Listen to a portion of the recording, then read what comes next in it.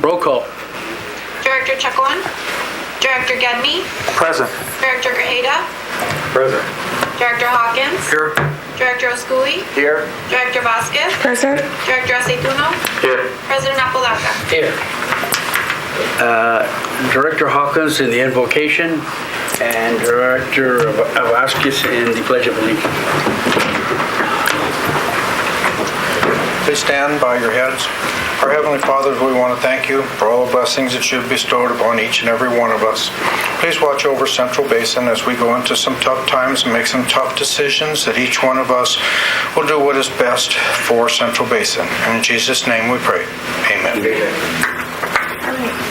Place your right hand over your heart. Ready? Begin. I pledge allegiance to the flag of the United States of America and to the republic for which it stands, one nation, under God, indivisible, with liberty and justice for all.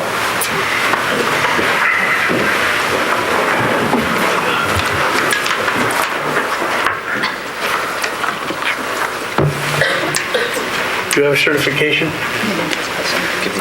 I hope everyone is well. Like, you know, there's flu going around. I'm just getting over mine, so I hope everybody's been over theirs. Public comments and presentation. Yeah, we have four presentations real quick. First is Angel Lynn here. Okay. How about, oh, she is. Where is she? She's on the other side of the door. Okay. We have a standing, come up here, Angel.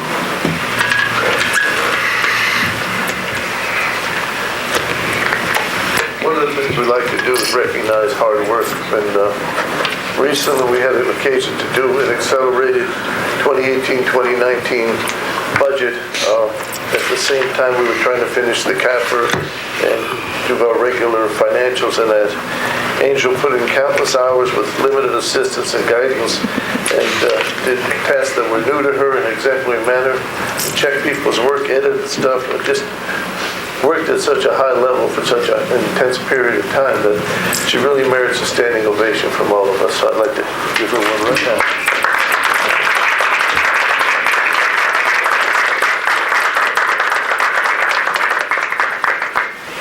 Now this requires to give a half-hour speech. Sometimes you do that. Okay. Second, we have some service awards. Dorette Lambie.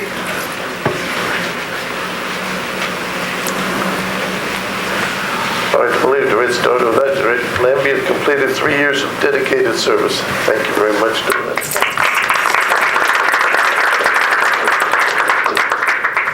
With 7 years of service is our own Dinosaurus, Dina Idal.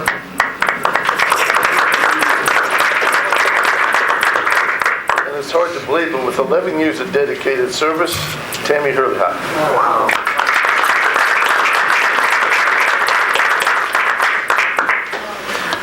That we complete.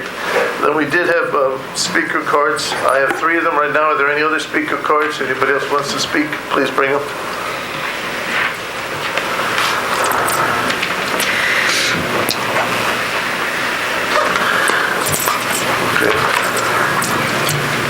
Okay.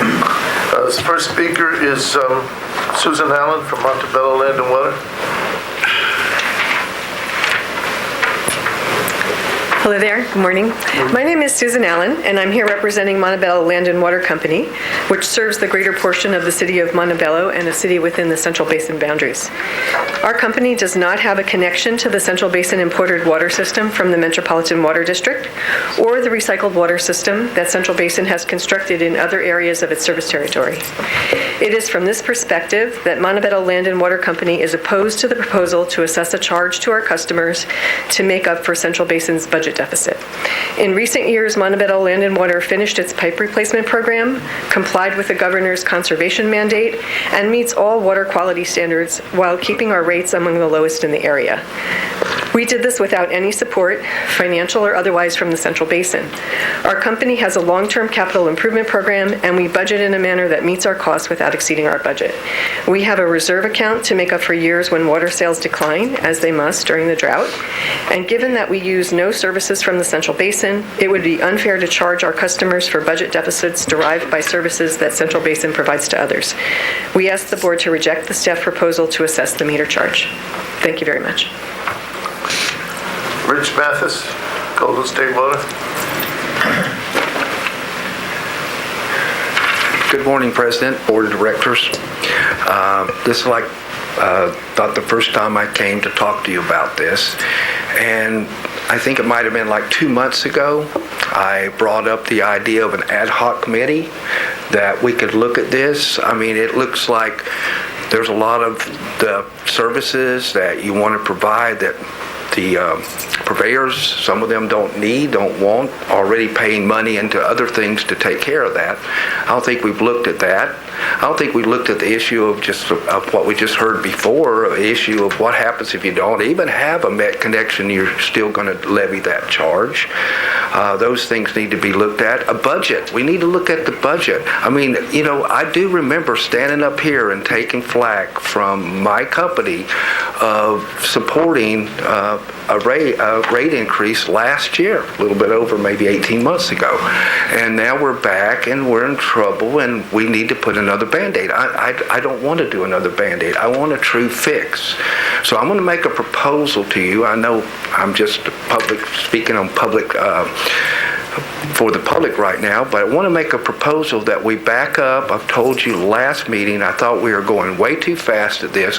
We only look at one solution. It's almost like you can, just like communism. You can vote for anything on the ballot, but you're only going to see one thing there, and that's a fixed charge. I think there may be other opportunities for us to look at, for other things to look at. So what I'm proposing to you is this: if you back off, get some time, establish that ad hoc committee, get some water professionals to come in here that are having to make the ends meet out there with the water agencies and dealing with the public, and let's sit down and let's see what we can do to work out.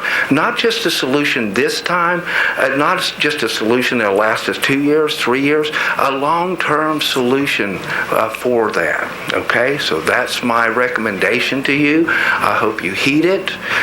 If we're back here next month, I know it's been promised to us that we're going to hear this every single month. I'll be back next month speaking about it again. And the thing about it is, we could have been 2 months into that ad hoc committee looking at what we needed to look at here, and we just keep kicking the can down the road. We're looking at a fixed charge, and that's the only thing that we'll accept. So please take heed to that, and thank you for your time. Charlie Honeycutt, City of Signal Hill.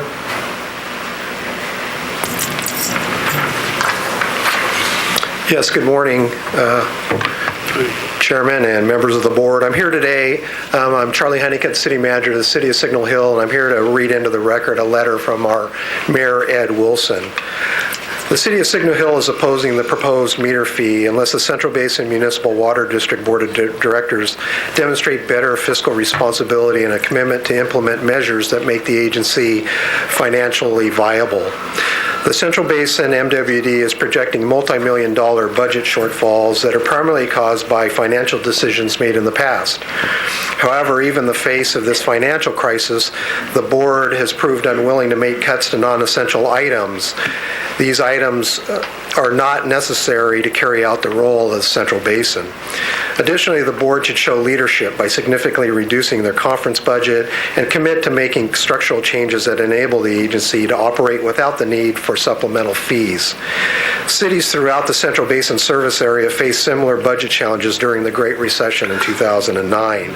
The City of Signal Hill City Council made the prudent decision to cut funding for non-essential budget items, including those that directly affected them. I strongly encourage the board to do the same before asking ratepayers to bear the burden of higher water fees or water costs. Sincerely, Edward H.J. Wilson, Mayor. Thank you. George Perez, Tract 180, Water. Morning, Board. Thank you for giving me the opportunity to speak before you today. Just here today to speak on behalf of Track 180 Water Company in the city of Cudahy, and we are definitely against this water fee proposal, number 14 on your agenda. We serve a disadvantaged community. 3/4 of the city of Cudahy is our area, about 17,000 residents. We struggle to continue to make improvements to our system that are badly needed, and we're just against this fee. And please, I hope you seriously consider it. Again, we serve a disadvantaged community. For a lot of these folks, it's day-to-day, $29,000, $30,000 average income per year, per household. So please consider a no vote on this item. Thank you very much again for giving me the opportunity to speak before you. Vince Brower, City of Cerritos.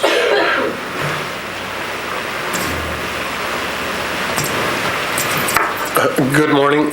Vince Brower, City of Cerritos. I'm the Senior Assistant City Manager with the city. The City of Cerritos opposes the charge proposed on the meter charge. We have suffered the similar losses to our revenues from less water sales, operational needs of the department, and so forth. And essentially what this charge will represent is it's a cost that we will have to then pass on to our customers, and we will have to go through a rate increase process, which is a lot more onerous when this process is looking like it is turning out to be. I believe this charge is unfair to the water purveyors. City of Cerritos opposes it. The City of Cerritos intends to take a City Council resolution, which will probably be considered at the next meeting, opposing it in a more formal sense. So I wanted to put that on the record. City of Cerritos strongly opposes this. Thank you. Jason Nguyen, City of Lakewood.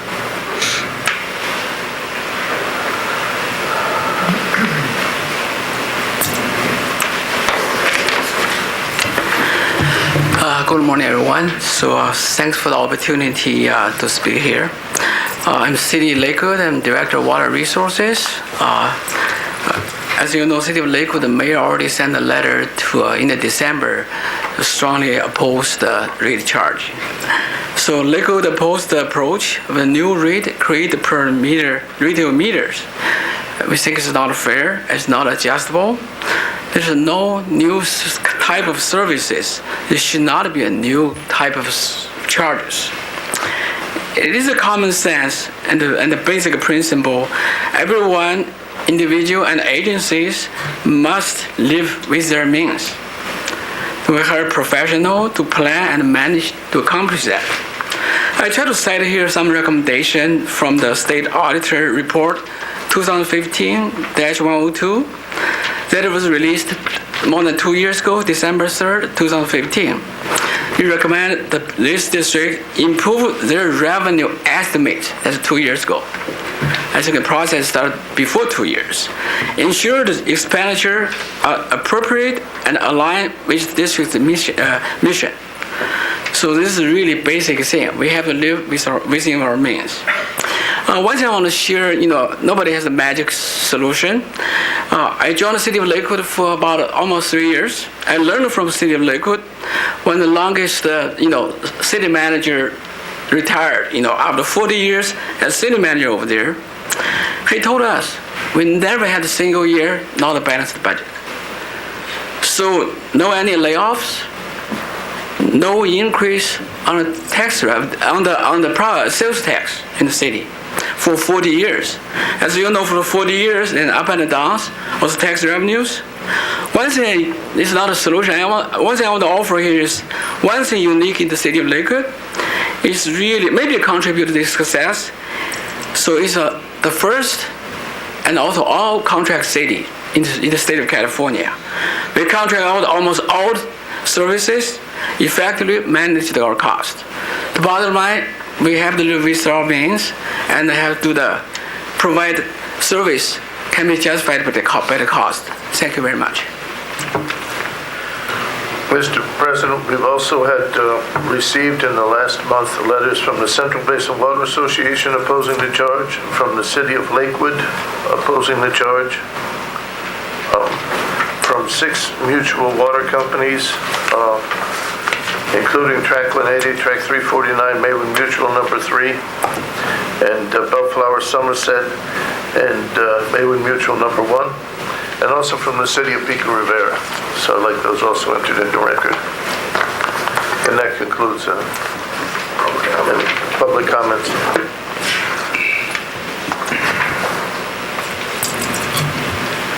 Item 4, MWB activities update.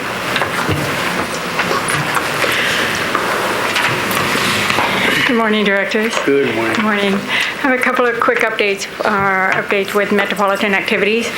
First, on the California Water Fix, Metropolitan collaborated with the Department of Water Resources to organize workshops for businesses, contractors, small business, and disabled veteran enterprises to learn more about engineering, design, and construction of the project. As the project is entering into the design phase, the first request for proposals and request for qualifications were released back in December. So workshops titled as Industry Day have been held in Sacramento and down here locally in Carson to learn more about jobs and upcoming contracting opportunities. So we have shared this information with our retail agencies, cities, local chamber organizations to help spread the word and to encourage participation among the local business organization and contractors in our area. Just wanted to give you an update on that. And then the second item is pertaining to the assessed valuation at Metropolitan. So last month at our board meeting here, December 18th, our board authorized us and the district to propose an alternative method, a parallel option for member agencies, director appointment to the Metropolitan Board of Directors. Since then, we have discussed the proposal with Metropolitan General Manager and staff. They have been receptive in understanding the issue and have been very helpful in relaying information to the other Metropolitan Board directors. And as a result of our effort to inform other Metropolitan member agencies located nearby our service area, we have received general support from 6 other agencies. The Metropolitan staff presented the information for board discussion and input at the January 9th Communications and Legislation Committee. And during that meeting, other agencies expressed concern at Metropolitan, which would need to be addressed through legislation. So we still have support from nearby member agencies, and we are continuing the process of providing language for a spot bill. Currently, we are discussing the issue with local legislators in our area, and we will be reaching out to other member agencies to provide more information, including Municipal Water District of Orange County and also Upper San Gabriel Valley Municipal Water District. So we will keep you informed and updated as things progress in this area. So that's all I have. Thank you. Gary, who are the 6? That would be Los Angeles, LADWP, the City of Torrance, City of Santa Monica, City of Compton, and Long Beach Water Department, and West Basin. Yeah. Director Gagne, do you have any to add? Oh, just at the committee meeting, there was considerable, pretty blunt discussion about this process, and there was concern expressed about opening up the Met Act, and so it was interesting to see some of the perspectives of some of the other agencies who had gone through, I'll just call it a contraction a number of years ago, and how they looked at this process. I think that the methodology that we're following and pointing that out to Met and all the other agencies is a sound methodology, but I think it's going to be a challenge to get the kind of support that we're asking to get from MWD at this time. So I think we're on the right track, but from my perspective, it is a little bit of an uphill battle. I do want to thank staff, both Cami and Mr. Wadier, for a very good presentation, and the ability to catch arrows in mid-flight was not missed by any of us at that meeting. But I did get the sense very strongly that there is a long discussion coming forward on this yet, and you know we're on the right track, but we're going to have to wait and see what kind of support, what the spot bill looks like. Thank you. Director Leskers, do you have anything? been, we've been talking about this for a while, and the Central Basin Municipal Water District is actually the fourth largest agency that is a member agency to the Metropolitan Water District in terms of population, in terms of the number of people that we service. And, we're of the belief that that should be reflected in the number of directors that we have on the board. So I guess I don't have very much more to add to this, but we certainly believe that our communities should be represented, properly represented on that board. And again, out of the, how many member agencies? It's 26? 25? 26 member agencies. We're the fourth largest, yet we currently have 2 directors, and that will likely be reduced to 1. So we actually had a conversation. I've been having side conversations with other members, and Upper San Gabriel went on a water trip with us on Friday, and I had a great conversation with them, and they're certainly willing to sit down and entertain the option, the discussion of supporting us on this. So I guess this is work in progress. We'll just keep working on this. But I do think that it's important for us as an agency to be properly represented, and I think this is one way for us to achieve that. Thank you. Thank you. Mr. President, if I might, a procedural thing, we did receive one late comment card. In the interest of reaching out and getting our voices, I'd like to go back one if we could and give the last comment. It's Mr. David Gonzalez from Pico Water District.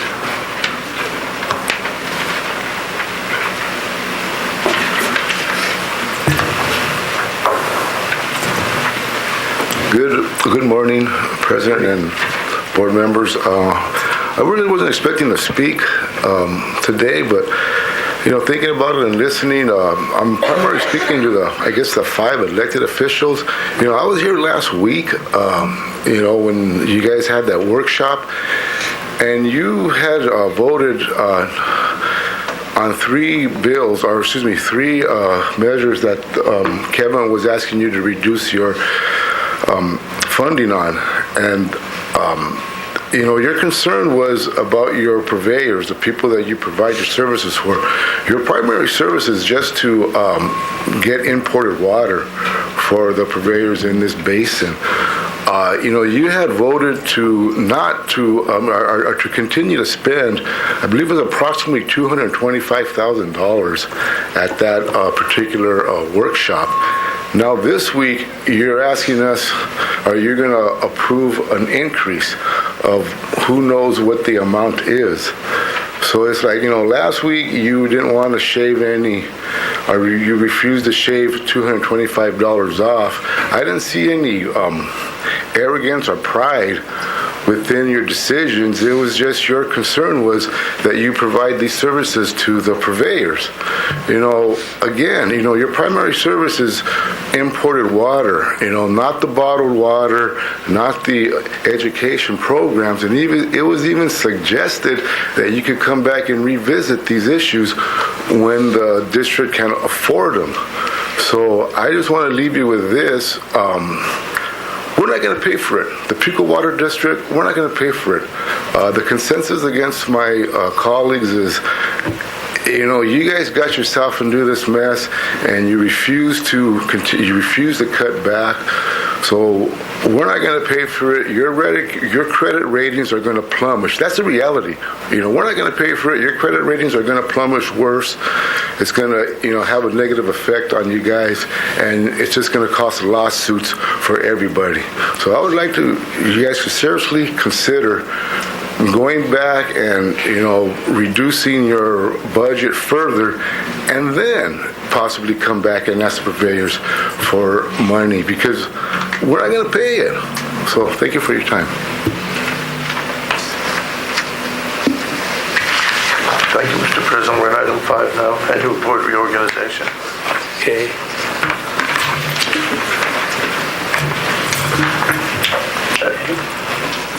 A review of administrative code.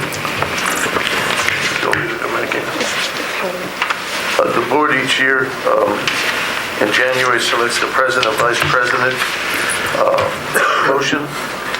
In the event the board is unable to agree on the selection of officer given year, the position is filled by the most senior member and it rotates. So it's really open now for nominations from the floor. Do I have nominations? Mr. President, I move that yourself, President Apodaca, remain as the president and Vice President Aceituno be nominated for maintaining the same seat. Second that? Roll call. Director Chacon? Director Gedney? Yes. Director Grajeda? Yes. Director Hawkins? I'm going to abstain. Director Oscui? Yes. Director Vasquez? Yes? Director Aceituno? Abstain. President Apodaca? Yes. Let me add just one thing, if I may, Counselor, to this. I just want to say I appreciate the trust by the board members. It's a very, very difficult position to be in. Probably that's why I got sick again with flu, so who knows. But I try, and I try to be fair. And I've always had open door with everyone on this board, so thank you. With that, we'll go to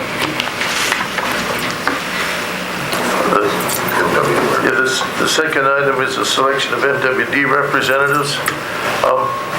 Staff would request that we put this off a month because we have, on the prior discussion that we had about the possibility of losing a director, we think we need to do a little research into the ability to appoint directors for a longer period of time and make sure that in the event our assessed valuation drops below 0.08, that we have a commitment for directors to stay on, because we can still keep 2 directors until we have to physically change them, at which time we could lose one.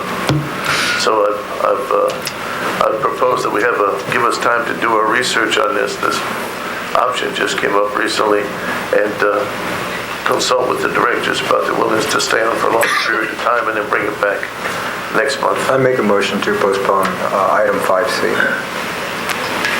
I'll second. Roll call, please. Director Chacon? Director Gedney? Yes. Director Grajeda? Yes. Director Hawkins? Yes. Director Oscui? Yes. Director Vasquez? Yes? Director Aceituno? Yes. President Apodaca? Yes.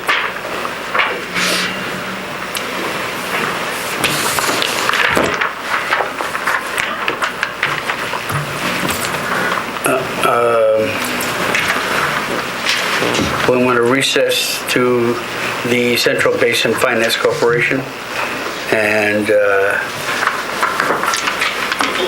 I guess invocation, is that No, necessary? what you have to do is go, do you have a quorum? Do you have a quorum? Again, if there's any comments on the Finance Corporation agenda, which is just appointment of officers, this is a ministerial function that we have because of the bond. The corporation doesn't take action during the course of the year. Does the corporation do anything? It can, but it hasn't. It's not right now. It's just, Why don't we discuss how the bonds are doing when this comes up, and how we're looking at repayment, where we stand? great opportunity to do that. We can do that at any time in the finance. I don't think we're prepared to do it now, and I think that in today's assessment of the financials and the budget, we'll hear all that, but I think in the future, if we have a corporation, we should be discussing what it's about, why we're here, why we have over $45 million in debt, and how we're going to pay for that. I think that should be what the corporation is doing. I know that we're going to do that throughout today's meeting, but I'd like to say maybe move some of that stuff into the corporation discussion in terms of how is the corporation doing, how's it being funded, and are we looking at future revenues and payment for that and debt service. It's the board's pleasure. We can agendize that for next month. It'd be a very good idea to have. We have not had an updated discussion on the corporation, how it functions, for a number of years. So. Do you want to do that as a recommendation or just a motion? I'm fine for right now. Yes, I'd like to discuss this at the next meeting. That'd be fine. Okay, fine. Do that then. At this time, all you need is confirmation of your president and vice president. It's usually suggested that you have the same president from your Central Basin Municipal Water District, also be the same. I'll make a motion that the officers, the president be Director Apodaca, and Vice President be Director Aceituno, if they both accept. Second? Roll call, please. Director Chacon? Director Gedney? Yes. Director Grajeda? Yes. Director Hawkins? Yes. Director Oscui? Yes. Director Vasquez? Yes. Director Aceituno? Abstain. President Apodaca? Yes.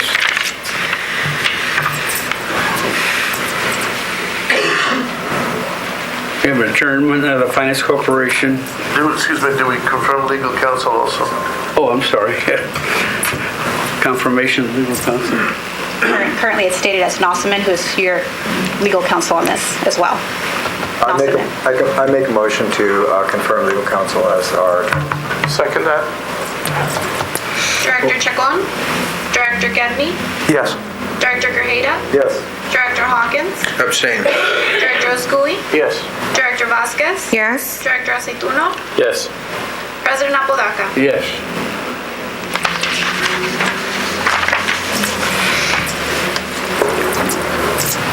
Okay, now to the adjournment and reconvene to Central Basin Water District Board meeting. Item 6, financial report. Items 6 to 11 of the consent calendar, unless any director wishes to pull an item and discuss it. We do have. Do you want to? I'd like to pull 7, 8, 9, just to go over some comments I put down. Move to approve the balance. Second. Director Chacon? Director Gedney? Yes. Director Grajeda? Yes. Director Hawkins? Yes. Director Oscui? Yes. Director Vasquez? Yes. Director Aceituno? Yes. President Apodaca? Yes.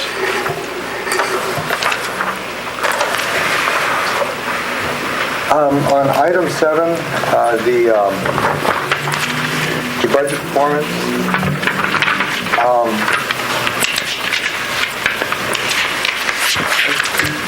In looking at the financial statement for November, I don't see where the expenses are dropping as much as revenues are dropping. We've made a number of cuts. That would be Exhibit A. Which page are you on, sir? Exhibit A.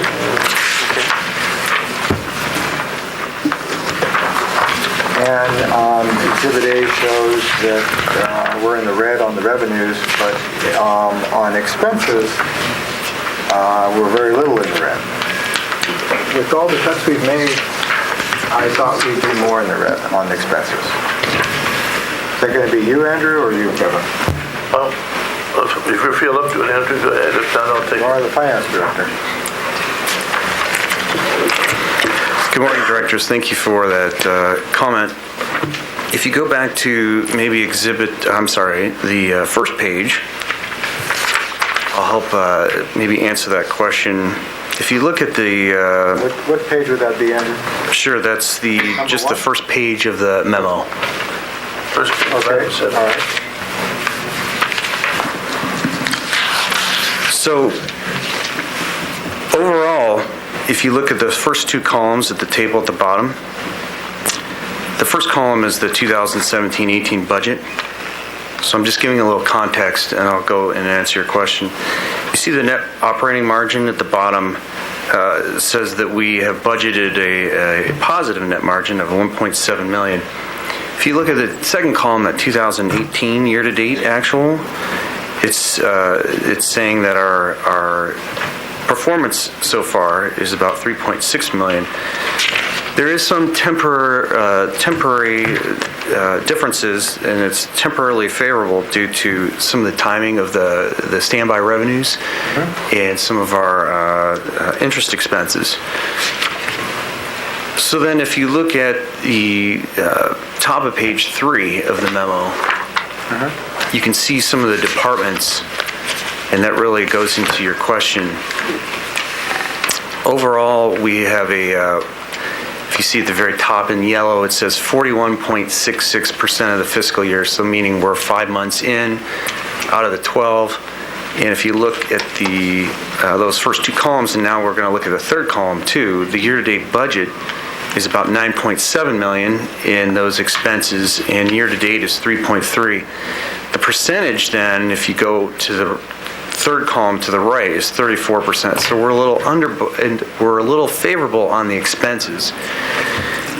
We are over in a few areas, and there are, as the memo states at the bottom of page 2, legal services represents about 5 months' activity. We've got 2 legal reviews of AB 1794 related to the reimbursement.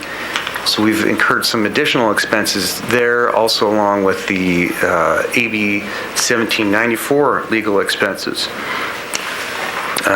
Engineering, that second bullet point, there's some increased work performed for both the Rio Hondo and Century pumping stations. And then the last point is the water resources is a little over budget due to that San Gabriel River Water Master. However, at the last board workshop, the board elected to try to transfer that amount to the WRD in future years. How does that table on page 3 relate to Exhibit A? Because I would think that Exhibit A would be just as red in the expenses. So Exhibit A includes a lot of the pass-through expenses and revenues. And so if you look at the top of page 3, that table, that's more of the discretionary, if you will, costs by department that don't include any of those pass-through costs and revenues. So this is, I believe, the Table A provides an overall picture of the district's financial health, but it includes a lot of these pass-through revenues and expenses. Exhibit A, rather, has all these pass-through revenues and expenses, and I feel the table on the top of page 3 gives you a good understanding of maybe the departmental expenses. Does that help answer your question? Yeah, I saw that and I agree. Page 3 looks very good. It's going in the right direction. But as I look at Exhibit A, I see very little movement. Tremendous movement in revenue. It's just solid red. Exhibit A. But my comment is, maybe I should work with you a little more, but when I look at the expenses, they're in the black. So it's almost like they're not moving at all. And it just seems like there's a bit of a miscue to me on that, Andrew, so maybe I can work with you on that. But that was my comment for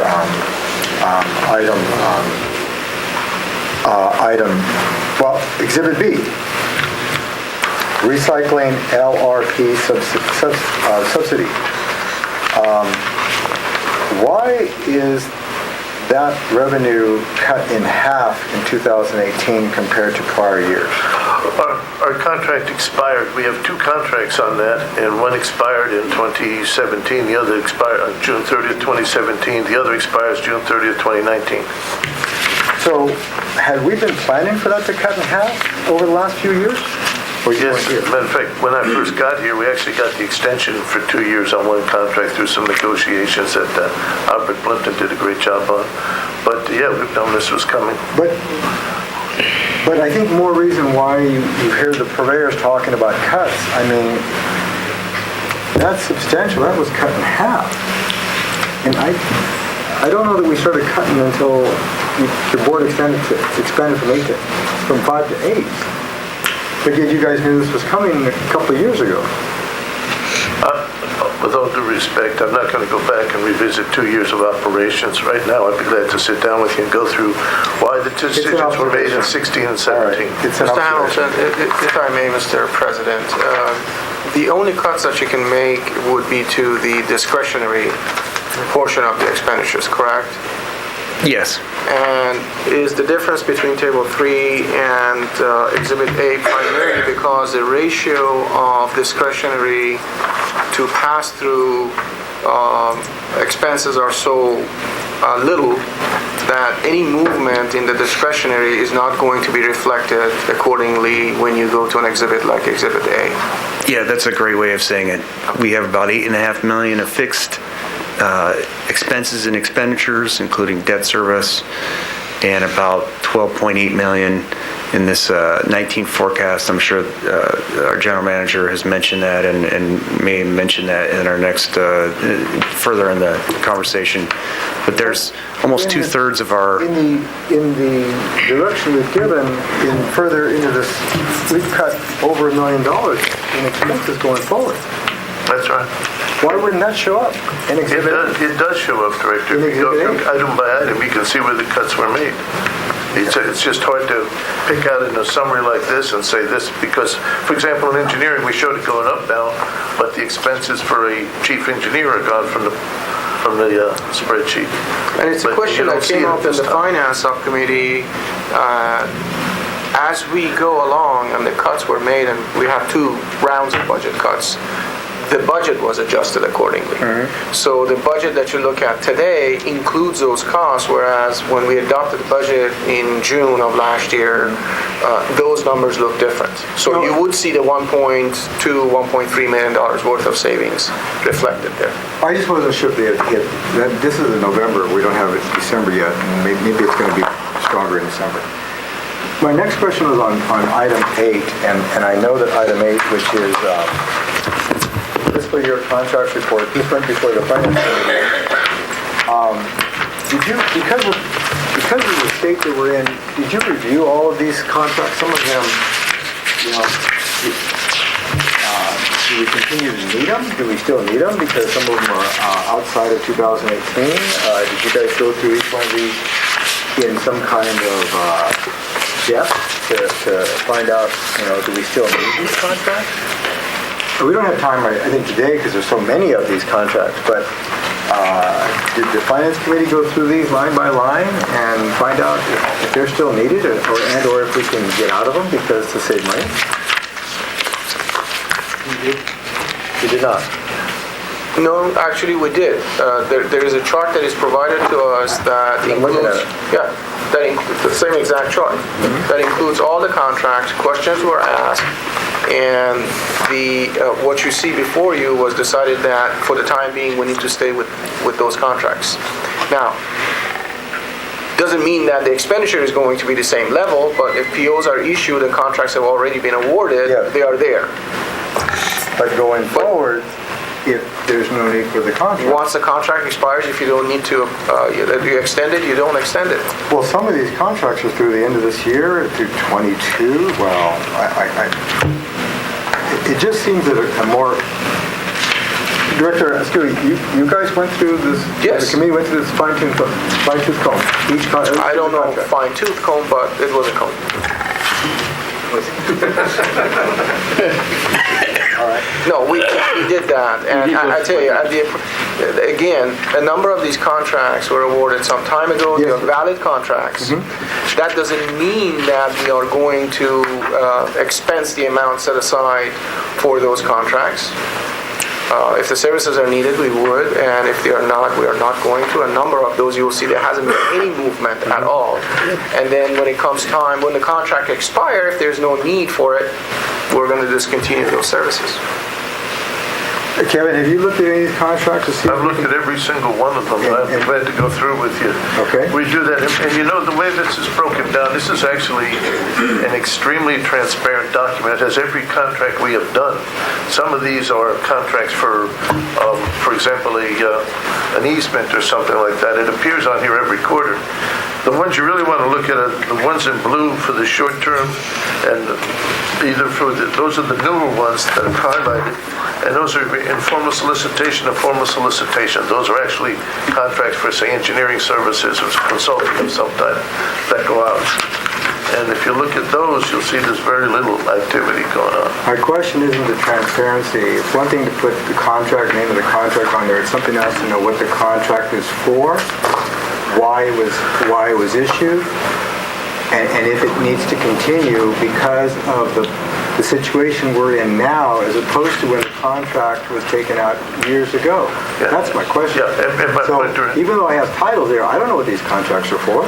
So I will work with you on that. Yeah, let's go through them one by one. I think once you do that, you'll understand that many of these are like the letter of credit or janitorial services. Right. I recall one instance, and it was a fine-tooth comb. I'll take that back, because we looked at a $5,000 contract. I believe it was for landscaping. Was it not, Kevin? Yeah. And one of the suggestions was, why don't we reach, and I don't want to put Commerce on, right now, put them on a spot, but I said, if City of Commerce has a landscape contractor that takes care of their parks and median islands and so forth and so on, why don't we reach out to them to see if we can piggyback if there are going to be any savings? So the answer is yes. We are looking at every opportunity to save costs when it comes to the contracts, and we look at them in the Finance Committee. And that's good. That's all I want to hear. Is that in this report? Because I would think that'd be a great, like an asterisk if we're looking at this contract. I think they're looking at it right we now. have to, in blunt about it, we have not looked at it yet simply because Albert was out ill all last week, and that's in his belly week. But any opportunity we have to save costs, we look at. And we have some significant ones coming up in the next several months. And again, I think it never hurts to put another set of eyes on these. I remember looking at the easements and stuff like that. But I'd be glad to go through, take some time, take a couple hours, go through every single contract with us, and I think we'll both learn doing that. And since I am on the Finance Committee, I'll be happy to share my time and then That'd be great. I appreciate that, Director. And I'm fine with, item number 9. So I'll make the motion to go ahead and approve items 7 through 9. Second that. As submitted. Roll call, please. Director Chacon? Director Gedney? Yes. Director Grajeda? Yes. Director Hawkins? Yes. Director Osculi? Yes. Director Vasquez? Yes. Director Aceituno? Yes. President Apodaca? Yes. Item 10, Metropolitan Water District. Oh, we had that already. Okay. Item 11. 12, action calendar. Oh, yeah, there you are. Okay. You were late. Action calendar item number 12, fiscal year 2016 to 2017, comprehensive annual fiscal financial report and annual financial audit. Thank you, directors. Just so you know, every year we go through a financial statement audit. It's a required process. And so with us today, we have an auditor from our accounting firm. His name is Peter Glenn. He's an audit partner. He's been at the firm for over 7 years, and he has some comments regarding the audit. After his comments, I will come back and give you a little update on the actual financial results. So with that, Mr. Robert Glenn.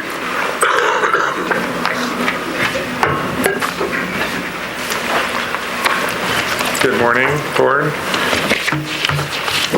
My name is Peter Glenn with the audit firm Nigro & Nigro, and I'm happy to be here to briefly go over the results of the 16-17 audit. First off, I wanted to thank the Department of Finance, Dorette and Andrew, in their assistance in this audit process and in putting together the CAFR.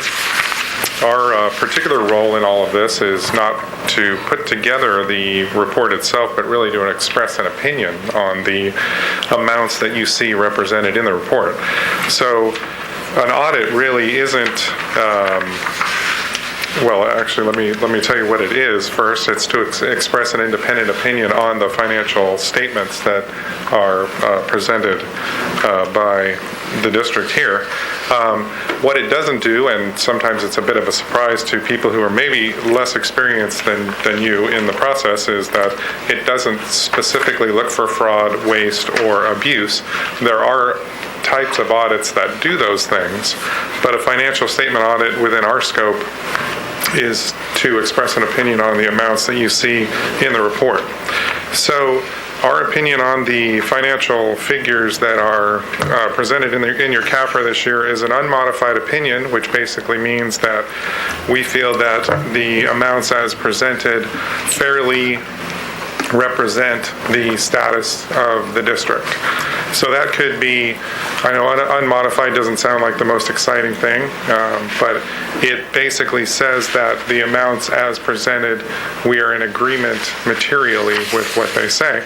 So in a case as maybe you experience a good year or a year where you're in a deficit state, it doesn't really express an opinion on your condition more than expressing an agreement with the numbers that are being presented in the financial statement. So I hope that's clear to everyone.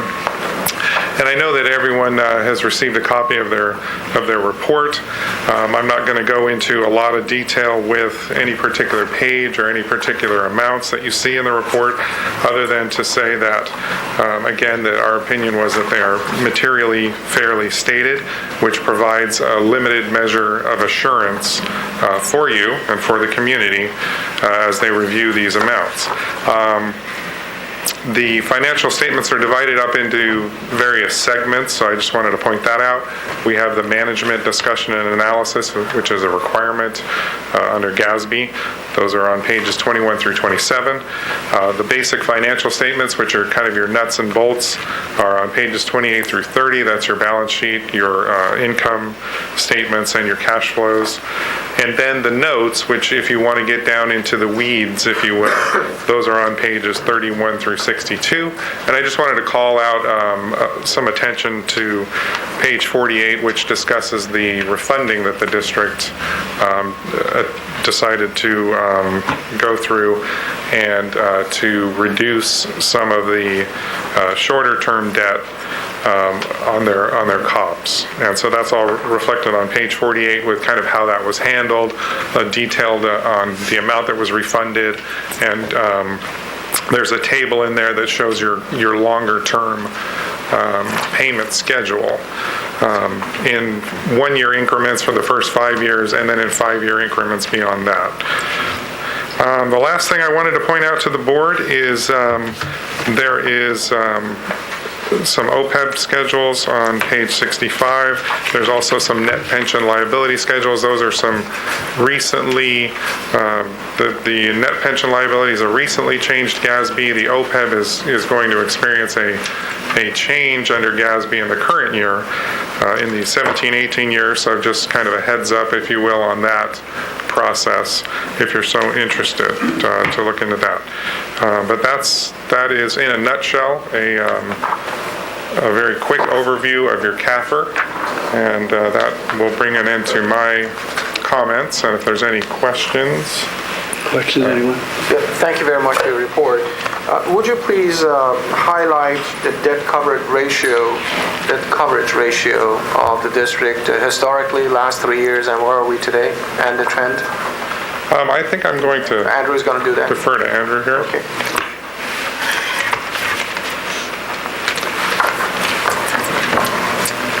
So if you can turn to page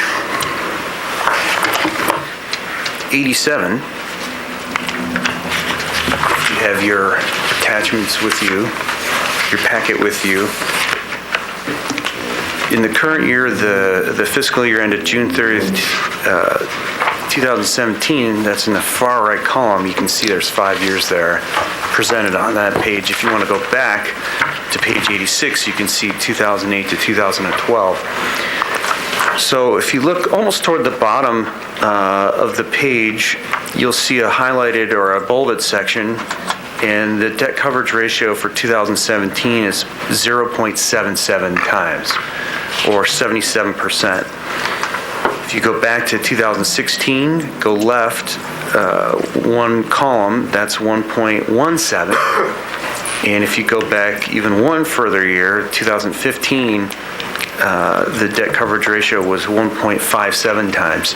Now, you may ask, that's an interesting number. How does that relate to the district? Well, the district has a requirement that we meet 1.15 times coverage.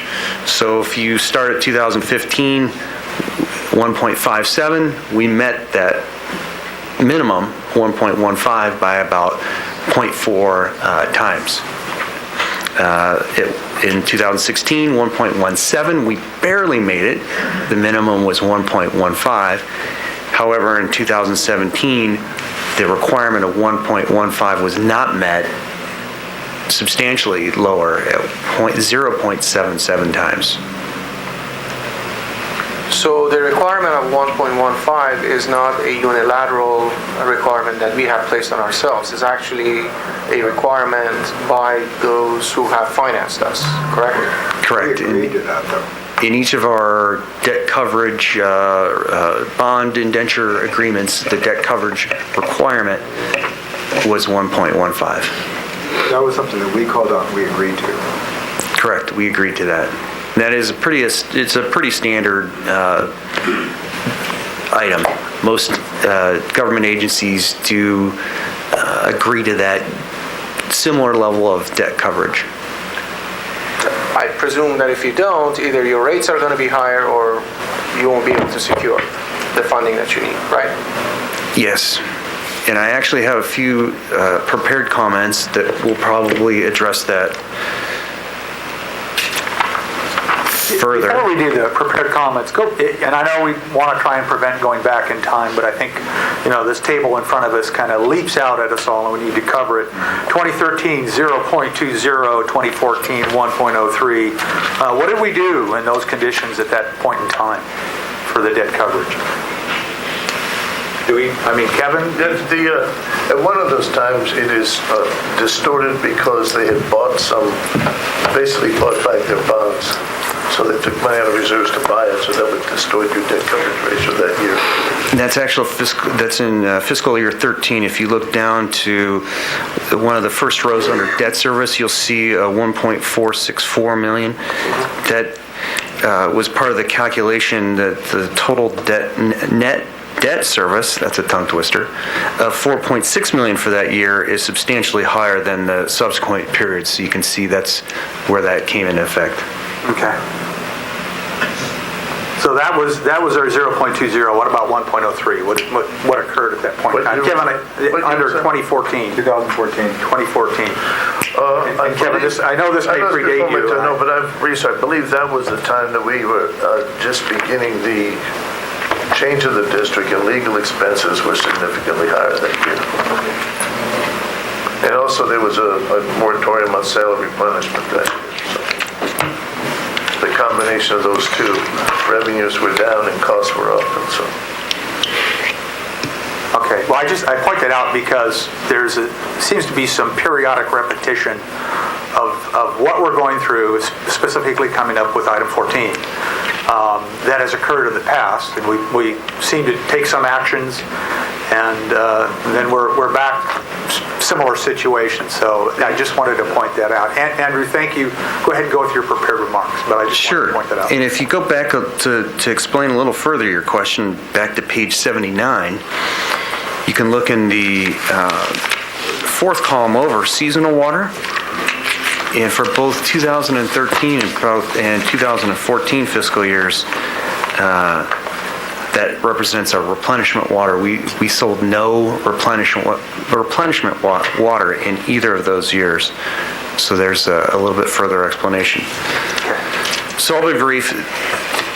In fiscal, to just summarize the audit results, for fiscal year 2017, our assets exceed liabilities by $42.2 million. That's a good thing. However, it went down $2.2 million from the prior year. So we were at $44.4 million, and now we're at $42.2 million. So our equity, if you will, has decreased $2.2 million. Imported water sales, comparing last year's fiscal year 16 to this current year in fiscal 17 that we just are reporting, imported water sales decreased 19%, replenishment increased 69%, however recycled water sales decreased by 2%. The district's total operating expenses increased 12%. And that's primarily due to increases in water revenue. However, we did incur some non-recurring expenses compared to the prior year, about $800,000 of election expenses and about $700,000 of non-recurring legal expenses.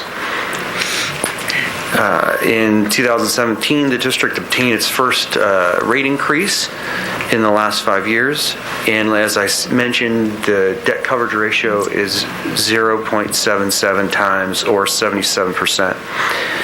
And to address some of the questions some of the directors asked previously, that does provide a higher risk for us of fees increasing. Our letter of credit facility fee has a potential to increase. It's a high probability. Also, as we've mentioned, there's potential for downgrades for credit ratings rather.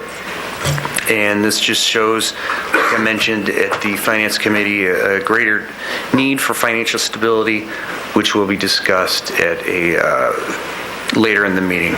That concludes my comments, and I'm open to any further questions. Questions? I have a question.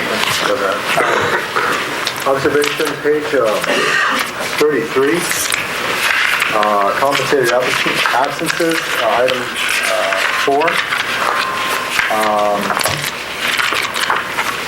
District's employees at June 30th, 2017, 2016 had unused vacation pay of $250,000 and $213,000 respectively.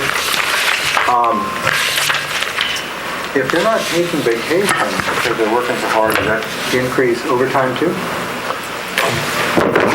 But most of our people are exempt, so they don't pay overtime. But for those that are in the category, yeah, it would increase overtime if they're working extra hours. Our overtime is not a significant component of our budget. I don't know if you have it handy there. Is there a reason why they're not taking vacation? Well, again,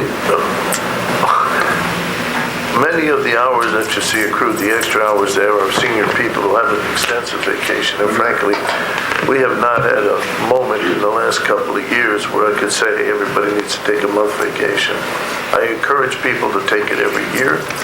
We plan it out. We try and get them to do it over the summer, but it's been a tough schedule. As you recall, we had the audit implementation, and then the latest financial thing. But in an ideal situation, we would draw that down and require people to take their vacation. See, my question isn't that, we all have a lot of work. My question is, as part of the financial proposal to fix some of our expenses, we have to figure out how people can take their vacations. We can work with it, keep our work going, so that we don't have to get an additional expense because of it. That's my point, and the new outlook on everything we're doing is to take a look at all these expenses. And I think that even though we've got this award we get every year for this CAFRA, I don't think we really take a look at the CAFRA and what's in here. This CAFRA, when you look at this CAFRA, we've asked how do we get the situation we're in. Page 78 shows MWD rates going up from 2008, which was the economic downturn. Water was $500, and non-interruptible was $542 an acre foot. Now it's $1,000. You want to know why folks that take imported water are cutting back on buying imported water? Right there, that's one. Secondly, our biggest customer, WRD. This agency took on WRD years ago. So we've put ourselves in this position where we're at, and we've not been looking at it. We've had plenty of time to look at it over the years to say, we really need to downsize because things are just, people aren't buying imported water from us anymore. Replenished water is going to go by the way of the dinosaur. And so when you hear the purveyors talking, they're looking at this. They're looking at our reports that we have to look at every year after year, and which we've gotten awards for. But we are not studying these reports to figure out how we can fix the problem. It's right here. And we should be using this information. And we have to come up with a whole new paradigm on how we need to go forward. Kevin, it's right here. Is there a question in there? It's a comment. It's a comment, and the comment will come up again when we get to item 14. Just quick. I want to bounce a comment and an observation off of that, and maybe even a question for you, Kevin. It's important our employees take vacation. For many years, my boss told me, you need to go take your vacation. That's what it's for, Bill. I'll say, okay, I go take vacation. So I just want to make that observation. People need time off, and that's why we have vacation. So my question is, do we have a formal policy which advises, not only advises people, tells them what their vacation is, but then limits it up to a maximum of some kind, which is a form of control so people take their vacation, and up to a maximum they may be starting to lose it? We do have it up to a maximum, except they don't lose it, they get paid for it, paid out. And it's something that is typical of municipal water districts. I like it better if you lose it. I come out of the private sector there, you normally lost it. You either take it or lose it type thing, but there's a legality question on that sometimes. So, because you do accrue these liabilities, so we encourage people to take their vacation strongly. We think they come back refreshed and better performance. They don't get worn out. They don't get sick. But, that's correct. We do pay people. So at a certain accrual, once the employee reaches 160 hours after at the end of the fiscal year, that's paid out. But there isn't a cap for state to answer your question. Okay. But there is that does manage our liability to some extent. We pay it out so we don't have a large accrued liability for it. And at the end of the year, when this report comes out, it shows an impact of that. So thank you. That's okay. Thanks. I have a question, Mr. President. The audit report, when does the audit start, Andrew? End of the fiscal year? Yeah, there's multiple answers to your question. There's a thing called interim field work. Usually that happens maybe a couple months before the end of the fiscal year. So that would probably be the April, kind of May, even sometimes June timeframe. Usually they come out and test internal controls at that point. Then the district staff takes time to reconcile, make sure all the accounts are correct, and then the final field work or audit field work occurs in the August, September kind of time frame. And then there's the production of the CAFR and some of the additional questions that the auditors may have. And so is there a reason why it takes so long to get the audit finished? Why can't we get it in November, October, November? You know, our hope is that we can accomplish that in succeeding years. I think there may have been a few issues this year. Typically, transition from one CFO to another can kind of affect that, and so. If we don't have a CFO, we can't get the audit done. Typically, they're kind of like the quarterback, if you will, of the audit process. So. That's the typical role that the CFO. I didn't know there was hiccups with the change of the other. This is one of those issues that's best discussed in private, but there were issues in the performance of the audit this time. It took longer than expected. We got started really by the end of August, beginning of September, because you have to wait for trailing bills. Even though it closes on June 30th, you actually wait till all of the bills that are outstanding get paid, because we try and do it on a cash basis. Do you close the month? Do you do a final close each month, or do you trail that into the following month? Because by the end of the year, you should only be worried about 1 month, and that's June. Again, we have trailing bills that come in sometimes for a little bit later than that, let's put it that way. But we try and get all the bills in and get them reckoned. That's usually by mid-September, and that's when you really start in serious on the audit. So if everything goes smooth, by mid-November is reasonable to try and get the audit done, and this time we had it done by the end of December. I have no questions. Any other questions, anyone? No, thank you. Item 13. Still on item number 12. Motion, I have a motion to receive and file. Move to receive and file the CAFR for fiscal year 16-17. Second. Roll call. Director Chacon? Director Gedney? Yes. Director Grajeda? I'm sorry? Director Grajeda? Oh, yes. Director Hawkins? Yes. Director Osculi? Yes. Director Vasquez? Yes. Director Aceituno? Yes. President Apodaca? Yes. Item 13, adoption of resolution number 01-18-936 to authorize the establishment of an investment account for the Los Angeles County Pool Investment Fund.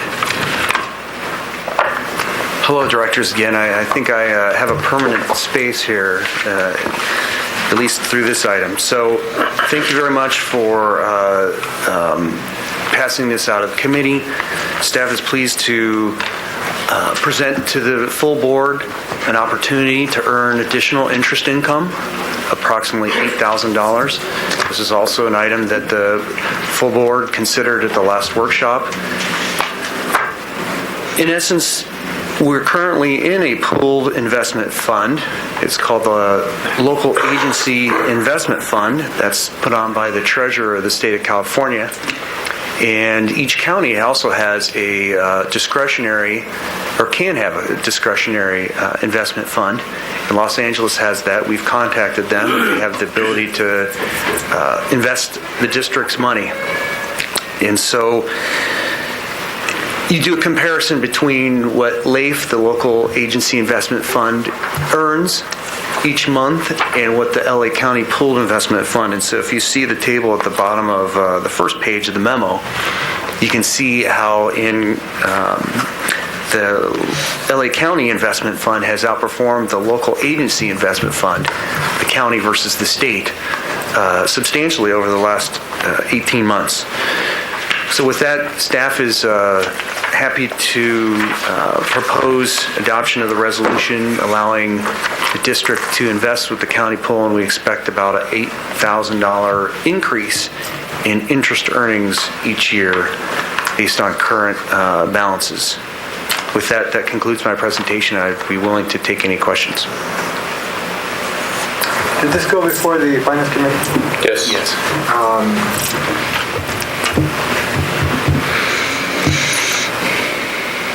Are any of the cities that are represented on the board, are they involved in this, Director Stuna? Do you know? My city isn't currently involved. They are?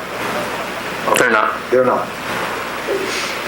Because my first thought was Orange County, and that's why I was a bit reluctant about this. And why are they able to, Andrew, why are they able to provide more interest than the state, and are they in compliance with our finance policy and the state's finance policy?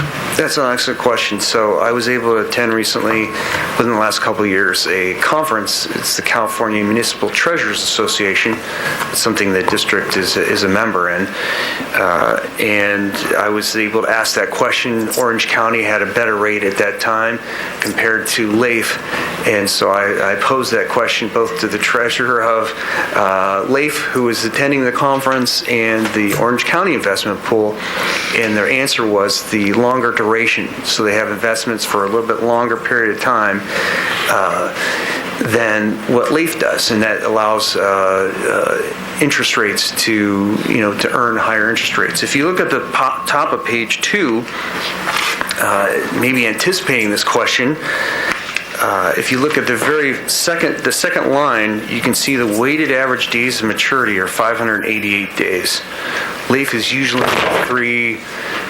200 to 300 days, so the maturity is about twice as long compared to LAIF.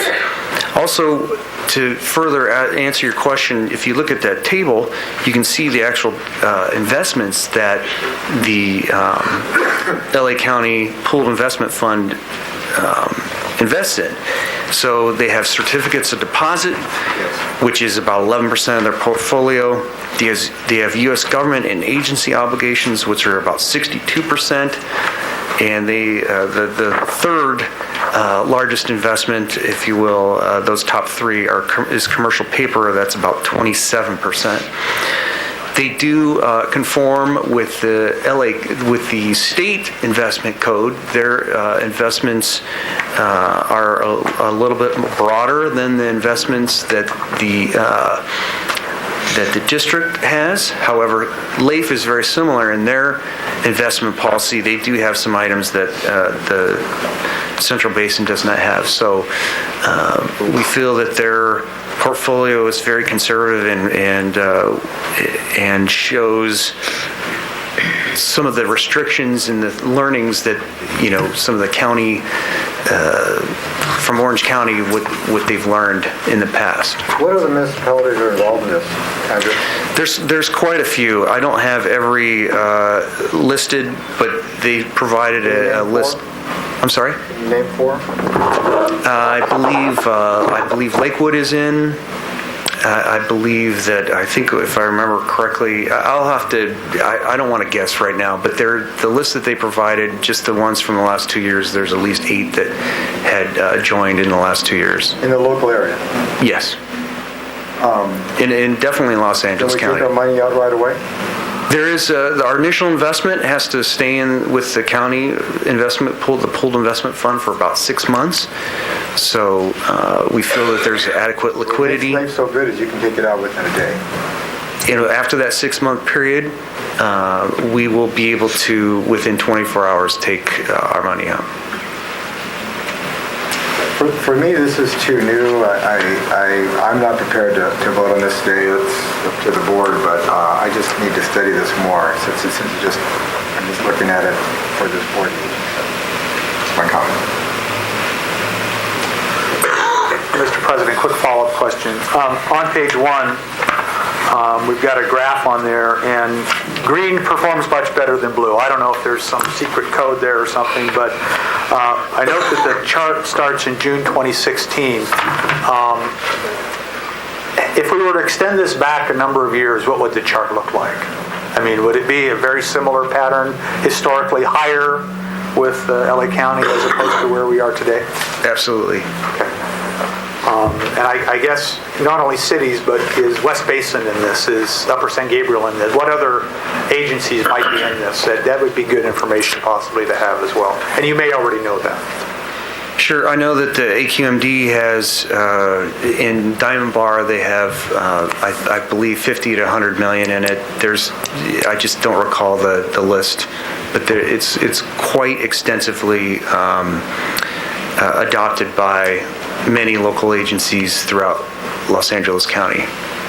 In fact, one of the things they require is they actually are selective in accepting new participants, and because of the amount and size, we were able to sneak into that. So,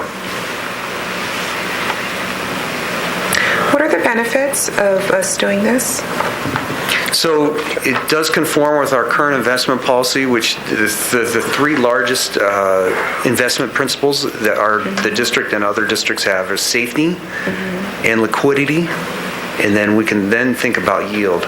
So this helps us in our yield. Because of the increased interest rate, about 25 basis points, that equates to about an $8,000 a year increased earnings. Is this going to cost Central Basin anything? No. Are there any reasons to not do this? Are there any I'd be hard-pressed to think of some. When I looked at that, there's probably a slight loss of liquidity, your ability to move funds quickly for a while. But we make 8,000 more just in the first year, so it looked like an opportunity to make more money with no risk. There's $26 billion in this portfolio, but there is a slight loss in liquidity would be the only thing that... A temporary one. To the tune of what? Approximately 6 months, we would not be able to withdraw funds in that initial investment. And how much did you propose to put in initially? I think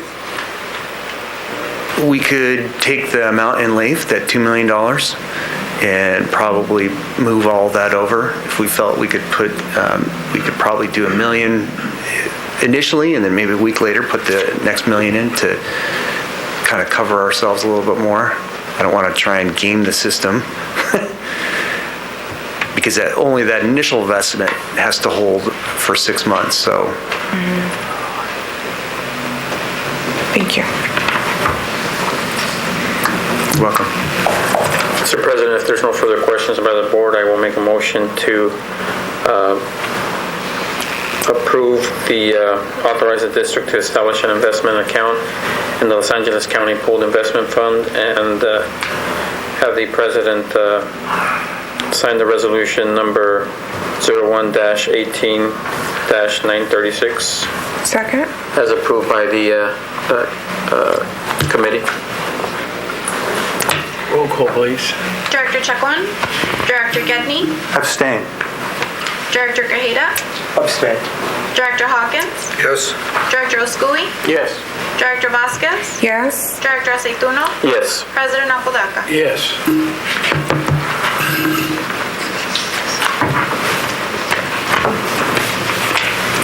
Item 13. Item 14, discussion and approval of resolution for proposed retail meter charge. Thank you, Mr. President.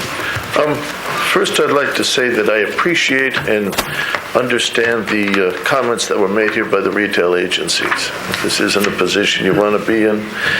I wish I had another solution proposed. I welcome all their comments. I have had an open door policy since this started, so whether you're in an ad hoc committee or just have comments or suggestions, we'd love to hear it.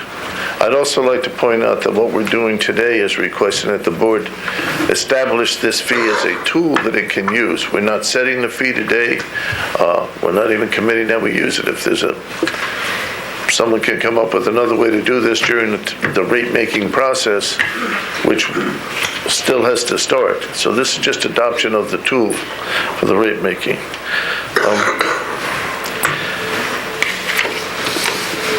The reason why we are here is that we've had a significant decrease in our stable revenue over the last 20 years.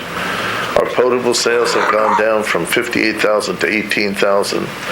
Our replenishment sales have gone down from an average of 19,000, although that included 5 years where there was no sales in the last 20, to intermittent sales is the best way to put it going forward in talking with the replenishment district. We've had some other things, a loss of LRP in that, but that we can handle normally.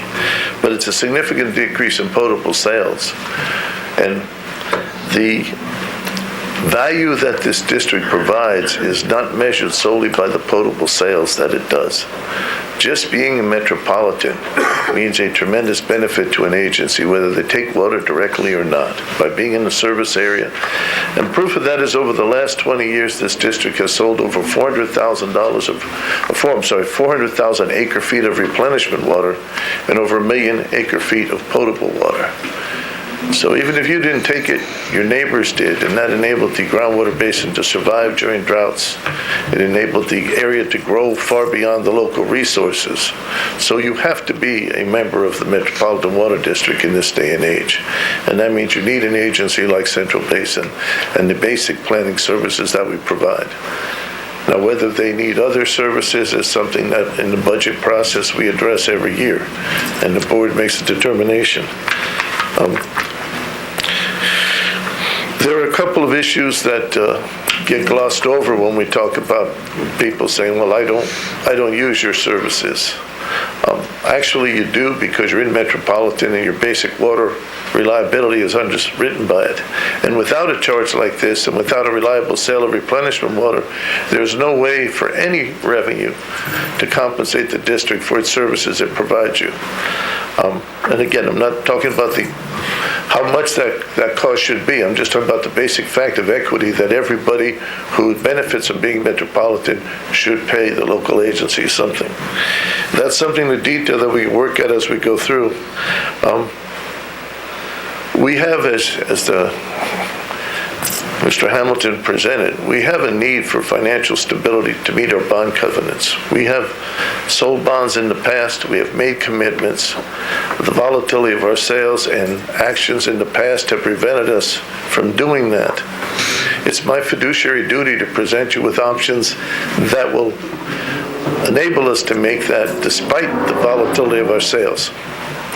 We hope to, and again, without going into the details, we do hope to have this rate set and use it in conjunction with our water rate, our recycled water rate, our met meter charge. We hope to have a rate study done which establishes the equitable rate for all of these, including this charge. That'll be set this study will be done over the next 3 months. And the final rates that are proposed for the board to look at in April of this year is what we believe will be defensible and appropriate, equitable rates for these. It's a complicated process. We're just at the start of it right now by setting this charge. I don't wish to go through, we have had a number of meetings on this, both as a board and as purveyors, retail agencies, but particularly we had a board workshop on November 13th and a regular board meeting on November 27th, Finance and Audit Committee on December 8th, board meeting on December 18th, a board workshop on January 12th, and again this meeting today. In addition to that, we've brought this up at the purveyors since this summer and at a special meeting this last week with the cities. I don't have a silver bullet that enables me to propose anything other than this right now. I cannot cut enough to meet our financial covenants. I cannot raise the rates on the existing rates enough to do it. In my look, this is the only way that I can do it at this time. There are things that we can propose to mitigate the cost, to make it more equitable in the eyes. And the agencies have said that. They believe that we should tighten our belts even more and that they would like to see us continue to do that. We have cut 3.5 people out of the district staff. We have 22 full-time equivalents. That's not 22 full-time people. We've cut 3.5. We've cut them at senior levels. We cut a chief engineer. We cut a public information officer. We cut a water resource analyst, or GIS technician. So there's significant technical skills that we've been able to make up. And if you look back on it, Director Grajeda commented on some of the contracts that we had. There's contracts that aren't there anymore because we've been able to increase the skills of our people the last couple of years so that we don't need web design, for example, and stuff like that. We were doing that in-house. GIS we were doing in-house. So there's skills that we've developed to try and be more efficient.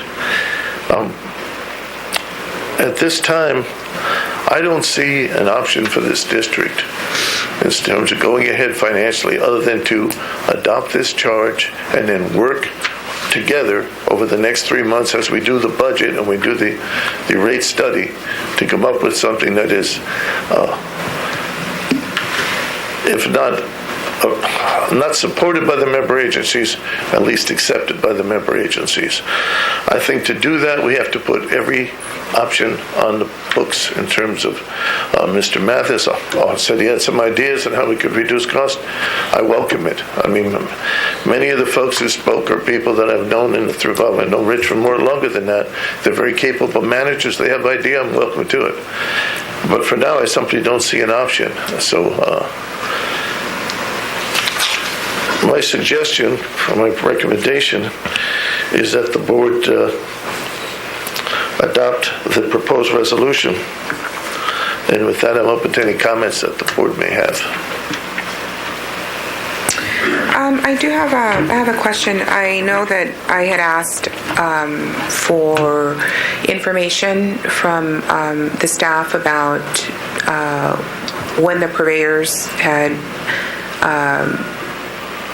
when their most recent rate increase was. Yes. And so I'd like to get information about that. I believe that was sent to you, Director. I don't think so. I'll double check on that. I never received that. Okay. Yeah, no, Who did the research? It's not done? Oh.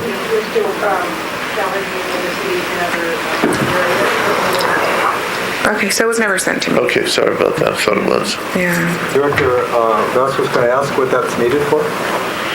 I'm just curious. I'd like to be very sensitive about, I think we should be sensitive about the impact that these water rate increases have on our residents.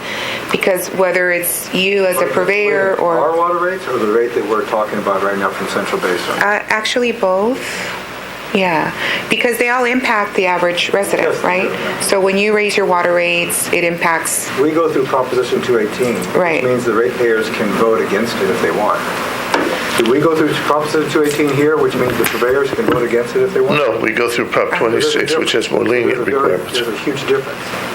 Well, I'm not interested in the process. I just want to know, like, what people are paying, what the residents are paying for water. That's not the rate increase. That's just going on the website. I think, and getting if I may, I think that's good information to have. However, and I'm sure that that information is going to be forwarded this week, but however, we have heard clearly from the folks that are here today and the folks that have sent the letter, and I think there are 21 or 22 participants. We had a meeting on Thursday that they adamantly were against any new fees.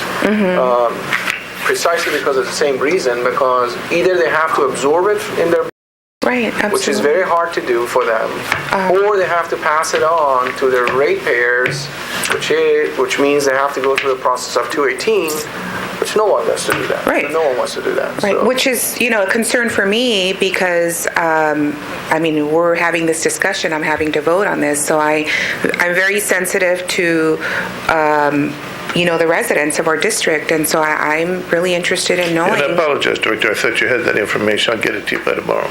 It's not that hard to do. When the last rate increase was, in the cities or actually just the purveyors, just to get an idea of where we are.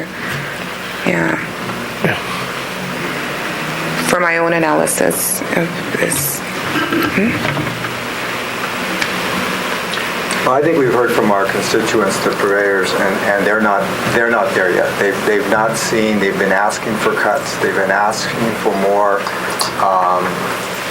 belt tightening numerous times, and that hasn't been done yet.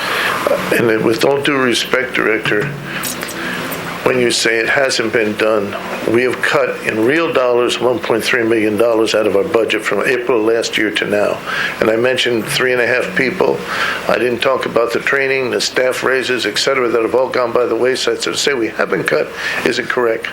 The question of whether it's significant. Keep the doors open to provide imported water to those that need imported water and to maintain the recycled water system as it is today. What's that number and how much are we bringing in? That's a number that I've been asking for months, and I still haven't gotten it yet. Actually, you have, Director, more than once. I told the number that right now that we're giving you for the budget for next year is taking away the pass-throughs and that. What we think we're needing is $12.8 million, of which 8 point some odd is fixed. That's the discussion was held earlier. So out of that, and the revenue coming in to match that is about $10 million. We're about $2 million short. So there's a $2 million deficit. Yeah, it's somewhere between 1.5 and 2 million. Again, as we go through the budget, and again, there are things that are fluid, and I've tried to come up with ways that we can mitigate the impact on the agencies of some of the processes that we put in place and things pay off big. We have projects that we're talking about doing with WRD, which have money. I think everybody knows that it's a dry year, that the GRIP project's been delayed, that there may be replenishment sales next year. I propose that all of that money, or a good chunk of it, go back to the purveyors and that. We've done a number of things to mitigate the impact of this charge, but to say we haven't cut anything. Purveyors need to see a hard number, Kevin. We need to see what that is. And that hard number, and this is what I'm trying to explain, the hard number comes at the completion of the budget process, which the directors will be intimately involved in, department by department, revenue source by revenue source, to build it up. We are 3 months of effort has to go into that. We're just now in January. What we've been doing now is working with a hypothetical budget, which again, a lot of hard work went into at a time we're trying to do other things, but I can't give you a hard number that says it's $1.5 million or $2 million. What I'm asking for today is to have this tool, so at the end of the thing, if we can't get the number down, I have a tool that'd be able to go and say. I can't give you that tool without that hard number, and I think that's what the purveyors are asking for, Kevin. And I have a situation where that next month, the bonding agencies will call me again and say, okay, what are you doing? Your CAFRA shows you at a 0.77. What are you doing to stabilize the revenues? And I'm going to be left saying I have nothing. I think in this case here, I could say the board passed this fixed charge. We're working on a budget thing. It's going to include a lot of belt tightening, but we have a tool that will enable us to stabilize our revenue. And that's something that we don't want to be here. I certainly don't need this discussion. These people, I mean the retail agencies, which are the people in this room, were extraordinarily gracious in dealing with us 18 months ago when we got the rate increase. Many of the people here participated. They didn't like it at that time, but Rich Mathis spoke in favor of it.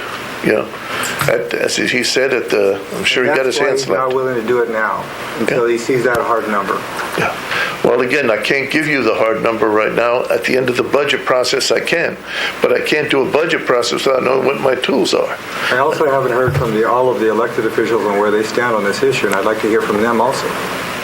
I've heard from Director Vasquez, that's the only one. Well, may I ask a couple of questions and try to clarify it in my own mind? First of all, what I heard from the purveyors and the people who participated in the discussion, particularly last Thursday, was there needs to be a focus on what they voiced on even today, which is, say loosely, living within our means. They all alluded to the fact that all of the cities that are represented here, all the agencies that are represented today and spoke, they have gone through the same issues, the hard times, and what they decided to do was to cut costs to the degree that they would end up with a balanced budget. And the way they voiced it, they expect the same from us as a body. They even alluded to the fact that even when we come up with some ideas of how to cut costs, as a body, we don't make a decision on that. And a clear example of that was the workshop that we had last week. So when we tell them, we give them this promissory note that we're going to cut the costs, believe me, by the end of June, you will see it. I don't think they believe us. And that's the truth. Regretfully, that's the truth. And I understand which position you're in. So having said that, let me again clarify in my own mind, how does the timeline work? Most of the cities, and I've done this in the past, right around this time, you get started with the procedure that is required for your rate setting, and by the end of June, you will have your public hearings and you adopt your new rates and so forth. So, what is our timeline in order for me to able to adopt? Let's assume that we are going to have a fee structure. Yeah. How does the process work? And we go backwards. Let me tell you which angle I'm coming from on this one. Because what I'm used to and seeing in the last 30 years is to complete a study and then come back and do the notice of intention. It appears to me that we are doing it in a reverse order. Is it because we are going to lose an opportunity, we're going to miss time and not be able to do that? Or we are doing that to be able to go in February to the folks that issued us the debt and say, look, we have a notice of intention, we have an adopted resolution, and then perhaps they are not going to downgrade our ratings, which is to the tune of $200,000. So we are doing this to potentially save $200,000, or we are doing this because it's required legally, and that's the only way that we can go about it to set a rate. It's two things. It's to try and head off the downgrade and get us working toward a solution that's stable going forward. It's also because we want to do a rate study that's Prop 26 compliant and addresses all the issues of equity, and to do that I need to know what tools I'm using. And so the idea would be we start the rate study now. We intend to complete the rate study by the end of April and present it to the board with the rates all in it. And then the board adopt the rates the end of May, so you have an extra month so the cities get them a month ahead of time. We always try as a wholesale agency to be ahead of the cities so that they can integrate it into their budgets. Can the rate study figure out what are the services that we are providing to the folks and the cost of that in an equitable way, which is how the rates are supposed to be set. They have to be equitable and in conjunction with the type of service that everyone is receiving. There should be a one-to-one correlation. Yeah, it's not a one. Prop 26 doesn't require one-to-one. It has to be generally in the. But we can do it close enough, and that's what the goal is, to show that whether you're getting recycled water, whether you're getting potable water, whether you're not getting any water, but you're just a metropolitan, the rate structure is equitable. I'm saying the study that is going to be commissioned, have we commissioned that study yet? We're getting a proposal. We met last Thursday with the consultant and the attorney, and we're getting a proposal in this week and getting started. Okay. And it takes about 3 months to wrap it up? Yeah, and it'll be done, again, we have public hearings. It'll be done in open with the participation of the retail agencies through the purveyor workshops and public hearings. What I'm suggesting is, as part of that exercise, this consultant, when you're looking at rates and the equity of rates, can they also come back with some recommendations and tools? That's in your RFP information. We need to look at the RFP to see. Because if you put that in your RFP, then that's what they're going to do. If you leave it out, they're not going to do it. Right. Before we give them the tools, can they give us the tools? Can they say, look, these are the services that you're providing. This is your rate structure the way it is right now. And in order to make the district whole financially and be equitable, these are the sort of rate structures that you have to look at. Can that be done? Yeah, we started looking at that last summer. That's where the idea for this concept came up. And there are a limited number, for example, a standby charge, right, which everybody said, why don't you do a standby charge? Now, to me, ethically, I find that unusual that you would propose a standby charge that goes directly on a purveyor that might be twice as much as the charge you're going to pay this way, but at least you don't have to deal with as a retail agency. That to me is wrong, but that's just me. But to me, in this case, you have a standby charge, you have this type of charge. There are very few that fit the mold where you can put them on everybody who benefits from being in the district, separate from the type of water they get. When we looked at it, you could do a population-based charge, you could do it different types of meters to tie it into the water. They've looked at all that, and they came up with, the same firm in the study they did in 2016 for an agency like ours, came up with just what we're proposing here. But again, we're open to any creative ideas they have, but the standby charge and this charge are the only ones that seem to fit the bill. Now that doesn't, and they can't address the issue of can we cut more, can we do that? That's the hard work that has to be done as we've been doing it, meeting by meeting with the directors and with the staff and every option that comes up. And I don't think we give enough credit to the staff here for what they've done in the last year. For example, bidding out the recycled water system not only saved us $100,000 a year in a bid, but has additional hours that starting tomorrow, we save $25,000 on inspection. It's covered by their contract.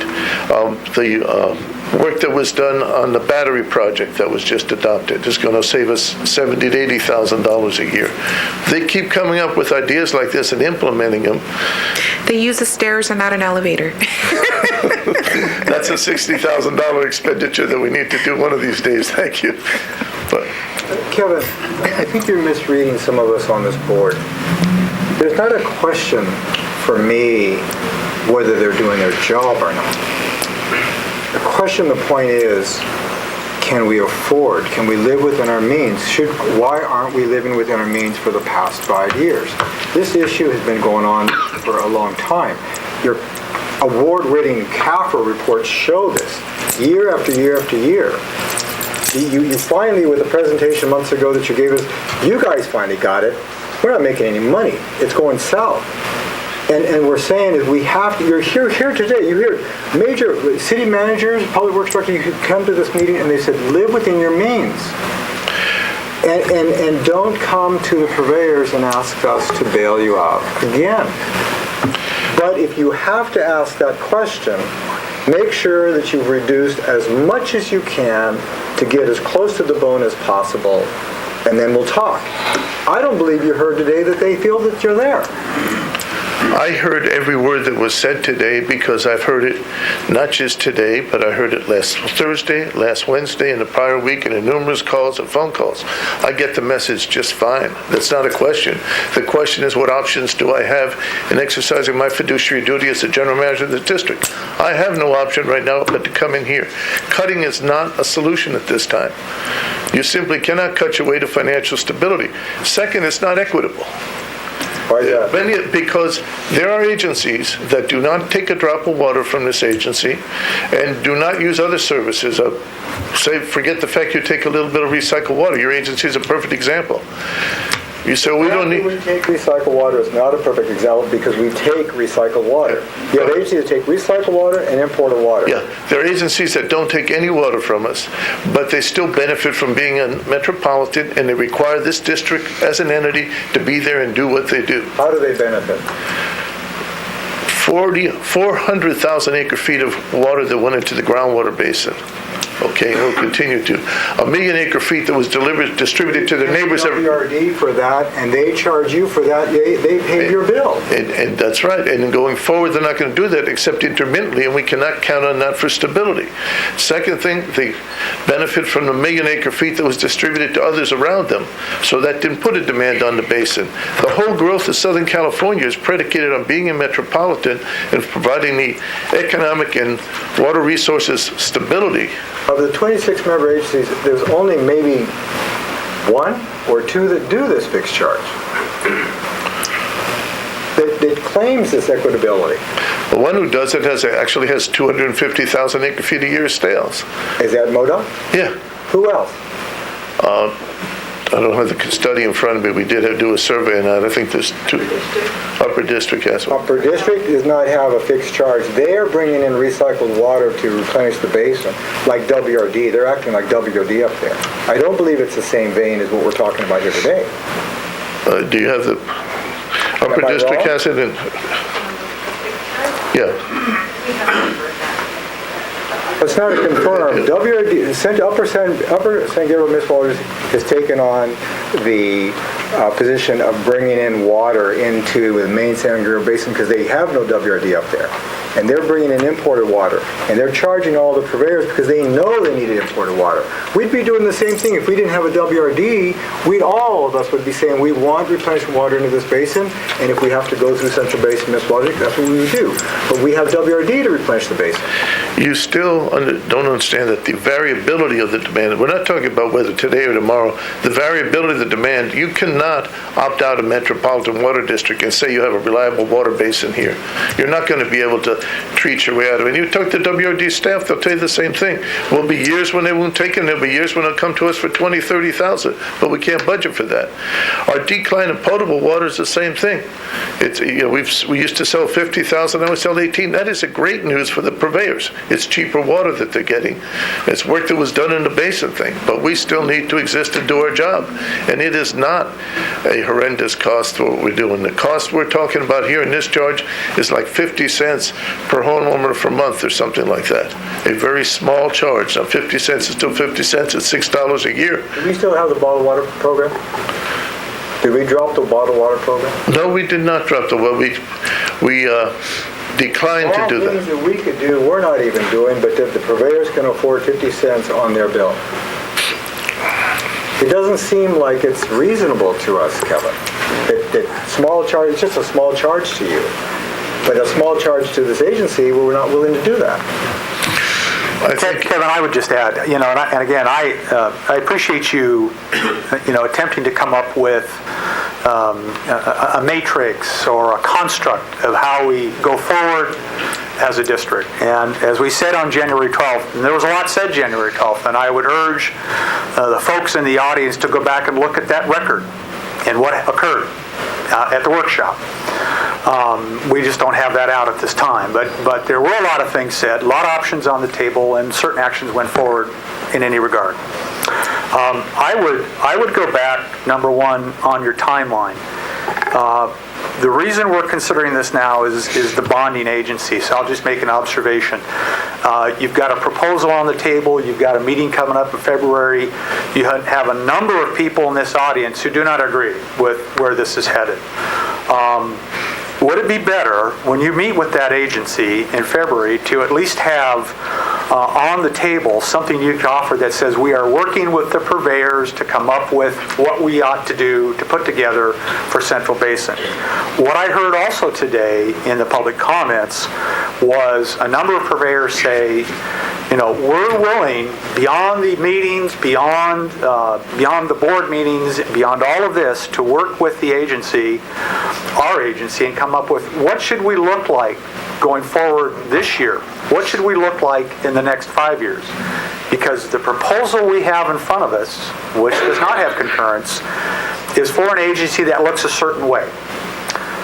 If the utilities were able to come up with an ad hoc committee or another plan in the very short time frame we have, I think you would have a potential to have greater concurrence from those agencies.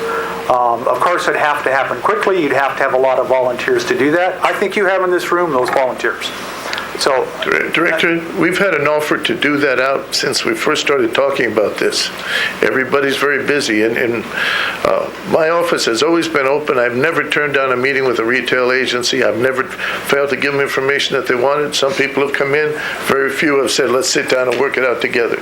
I know they're all busy, and it's not going to get tougher, but this is our decision here to make, and the board can't kick it on the retail agencies. I appreciate that, and I would close with the fact that it is up to this board to provide the leadership to set that up.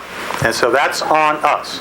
I would only comment, sitting in here at the workshop, all of us again may need to go back and take a look at how we're constituted currently and maybe come up with another proposal to this current item. Kevin, I think these folks were serious enough. They came to a purveyors workshop on a Wednesday. They came to a meeting on Thursday the following day, and they're showing up here today expressing that we need to work with them. So, it will be on them if we set a hard deadline for nominating a few people from the purveyors. They can do that on their own, to set up an ad hoc committee, and if that deadline is passed and there is no one volunteering that time, then it is what it is. But we have done our due diligence, listening to them and understanding that they need to work with us in order to move forward and find a solution. Now, the most important thing that I heard, one of the things that I heard on Thursday was the fact that Director Gidney just referred to, which is people want to know what this district is going to look like down the road, 5 years, 10 years from now, because quite frankly, our mission remains the same, but it has the parameters have changed quite substantially. And that requires a lot of adaptation and innovation. And I think we all agree on that. We agreed on that on Thursday, that we really need to put in place a structure that is going to look at what is it that this district is going to look like 2 years from now, 3 years from now, 5 years from now.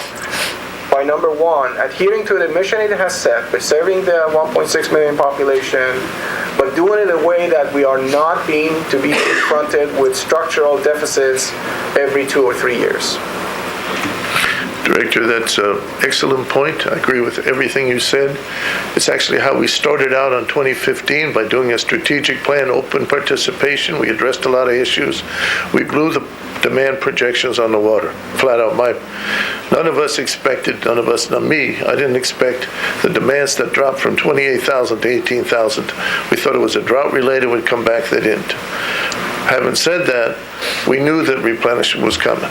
We knew that it was coming to an end. We knew that the LRP contracts were coming to an end. So we should have done a better job in anticipating this.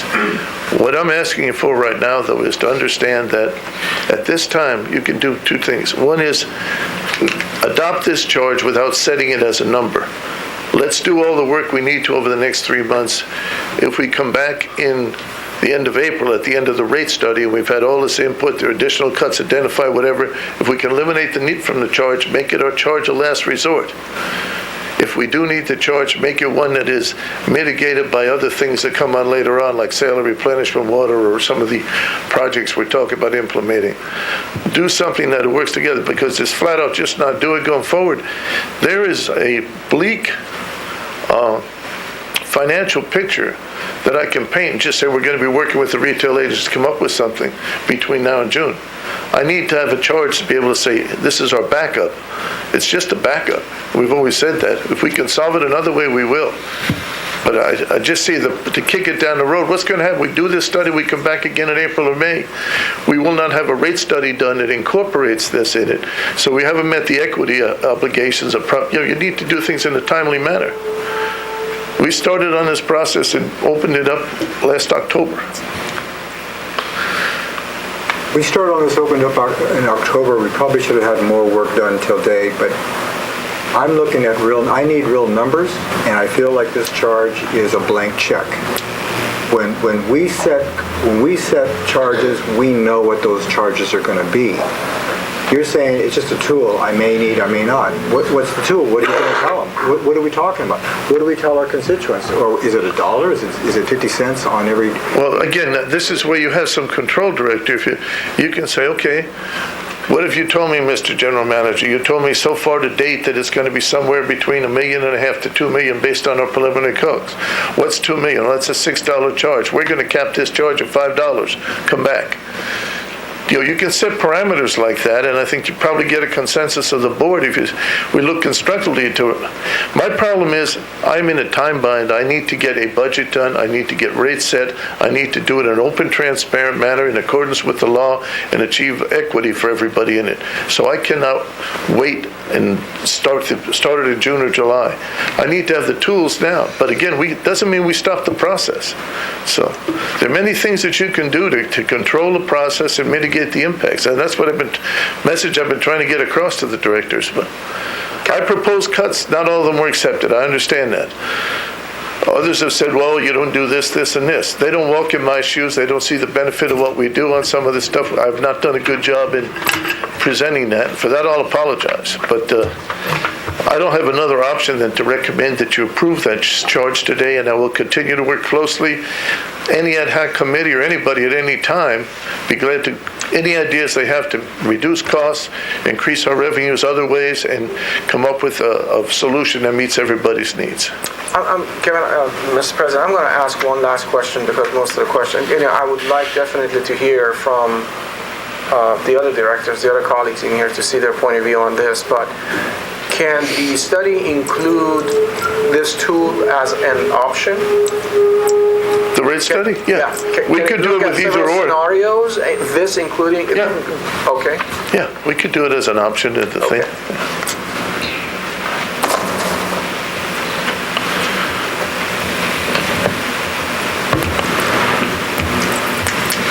Any other comments on the other side?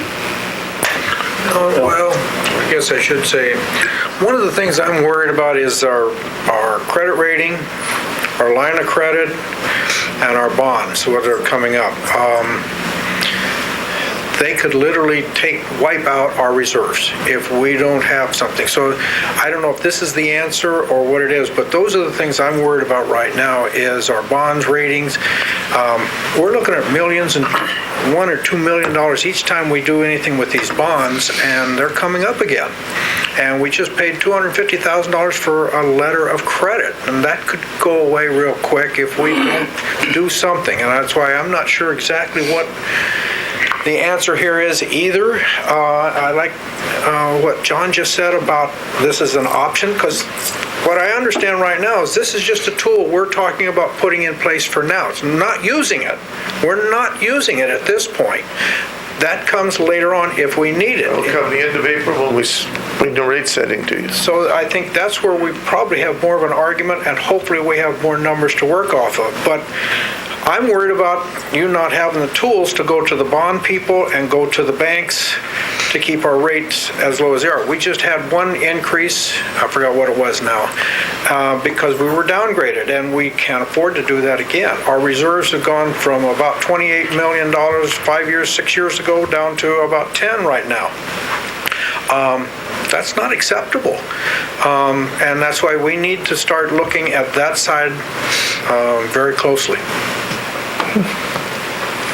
So Director Hawkins, I appreciate your comments. Why don't we cut more where we can when it comes before us? Say that one more time. I appreciate your comments. Why don't we cut more expenses when it comes before us? Well, I think what you're looking at is penny-wise and pound foolish. If we cut 5,000 here, 2,000 here, and 10,000, and we need 2.5 million, I mean, that's like wasting your time. Penny-wise and pound foolish is less money that the purveyors have to pay. But it's so small amount. Okay, so then if there's a purveyor out there that only has to pay $5,000, he doesn't have to pay it because it's so small. Is that what we're talking about? Well, we're talking about $2.5 million, and you're talking about all the expenses that can be cut. Cutting 10,000. Show good faith to the purveyors that we're doing everything we possibly can. That's good faith. And that's what they're looking for, is good faith. Good faith isn't buying us anything. We need to cut, we need to make We substantial should have been moves watching here, this thing for not years. just go That by wouldn't be the where we're at. 5,000 and 2,000 and 1,000. I would say that in the budget process, particularly because hopefully we'll have an ad hoc, every single cut that we discussed before is back on the table. And we'll go back through these again. Now, again, the results may come out the same, they may come out different, but at least people will understand it. Some of the stuff I disagree with. I think we should have educated directors that need to go to conferences. To the level, that's a question. But My understanding, though, is that we can't cut our way out of this. no, we can't, Director. I mean, that's one of the reasons why I don't understand why we continue to revisit this. So the purveyors are suggesting or recommending that we continue cutting, but if we continue cutting, it's not going to solve the problem. We're still going to get downgraded? Is that what you're telling us? We cannot cut our way out of this and avoid a downgrade. Now, I put it in a system. I had a business once. We had 100 partners in the business. Each one of us took a pay cut. Some of us made a lot more money than the others, so the amount of the pay cut was different, but we all shared the pain a bit because it was necessary to keep the business solvent. So it isn't necessarily the amount that you cut, it's the philosophy behind it that everybody shares in the pain. So whether it's a $5,000 contribution from what would have been director compensation or $100,000 by eliminating a program or $1 million by getting another source of revenue or another project in, they're all part of the solution. So we can cut our way out of this. The last one was a revenue source, ma'am. No, we can't cut our way out of it and still have a district standing. It's simply too big a deficit. Well, let me add this, Director Vasquez. I don't think these purveyors were suggesting that this year we can cut $2 million in our expenses. That's not what I heard them saying. What I heard them saying is that the district needs to do all the cuts that is possible for it to consider and cut. And we understand that after you've done all of that, there still may be a need to adjust what we have currently. They're willing to work with us to set that, whatever that is, but we need to make them to be a part of the process, and they're willing to do that. That's what I've heard. Beyond that, I've also heard them saying that we also know that structurally, since you have an issue, you have to figure out that what this district is going to look like 5 years down the road, because we know our mission is to deliver primarily potable water, as we heard, and recycled water. That number is going to be 15,000, 16,000 acre feet roughly of potable water and 6,000 acre feet of recycled water. With that reality, what do we have to do? That's what they're asking us, and we haven't answered them. And we haven't answered them. That's correct. So maybe just to use, so I fully understand, a very simple analogy. So I will go to an old sports analogy. Instead of building for a football team, they have to build for a basketball team. Maybe that's what the purveyors want to look at, and I think this ad hoc committee is part of that process. I also understand if we were to include item 14, the recommended motion, as an option, and get this process moving very quickly, that we may be able to accomplish that. So I apologize for the very simple sports analogy, but we're looking at two different types of a district. One going forward as we're currently structured, and maybe one slightly different. I thought you were going to say something about the Patriots again. I've heard enough of that. But I did hurt my thumb over the week.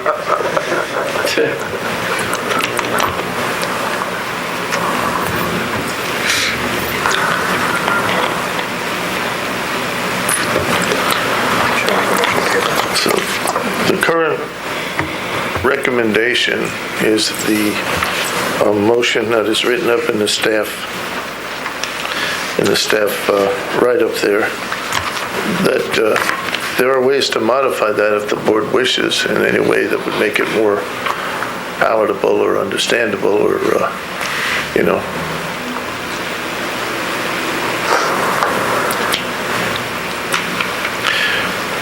President, may I ask a procedural question, please? Are we allowed to comment on the item as it's being discussed at this point? it is an important item, Mr. President, I think that we should. The public was not offered the ability to talk about this item, so I would concur that let the public speak.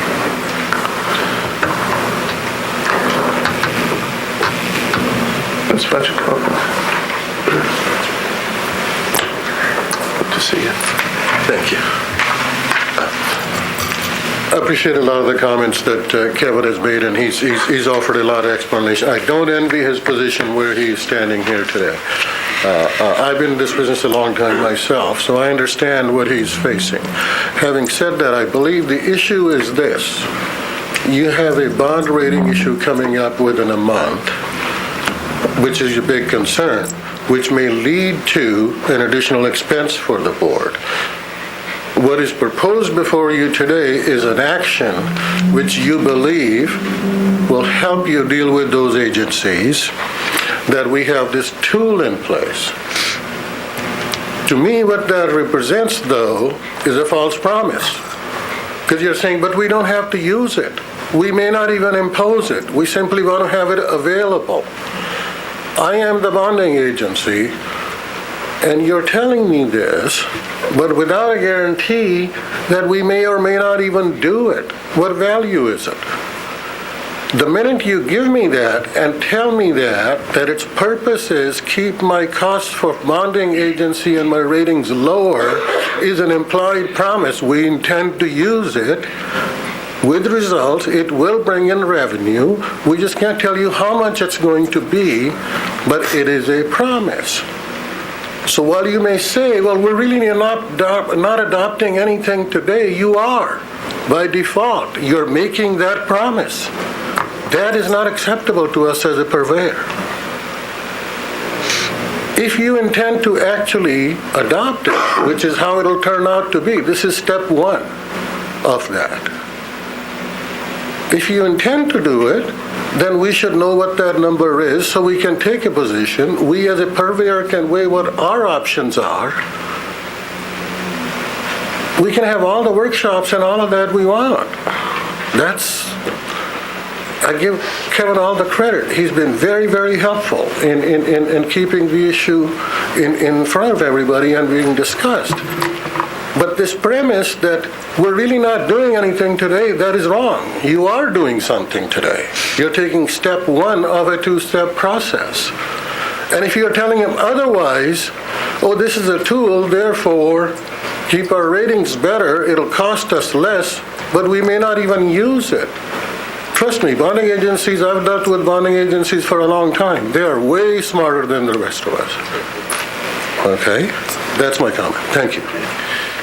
And I actually concur with Mr. Barnett because it is doubtful that we'll be able to cut the $1.5 to $2 million that we're talking about. The question really is whether we're going to come in with a charge that's $1 or $2 or $5 or $6. That's what we'll find out when we go through this workshop. If I thought I could do it with cut, we could. But so it's good. The second thing is that the bond companies actually, when they make their decision, is in May, when your budgets are set, and they announce it in June. And so the process starts in February. So they're not going to be misled by anything. They're going to look at our budget that finally comes out and what is done with it, and that's what they're going to go with. Mr. President, having heard all of that, what I suggest is that we table this item. As I suggested, we should do the rate study through a inclusive process by setting the ad hoc committee, by working with the purveyors and listening very carefully to their comments and to their input, and collaboratively work with them to come up with a solution. Mr. President, I second that because it's only through the purveyors working with us and getting their, if it's possible to get their buy-in, will this fixed charge go through as far as I'm concerned from our constituents. So I second that. Roll call. Before we do that, Vince, do you think it would be better on your side of the fence if we had the numbers and we were doing everything all at one time? The answer to that is yes. Okay. That's what I'm... Is he speaking for everybody?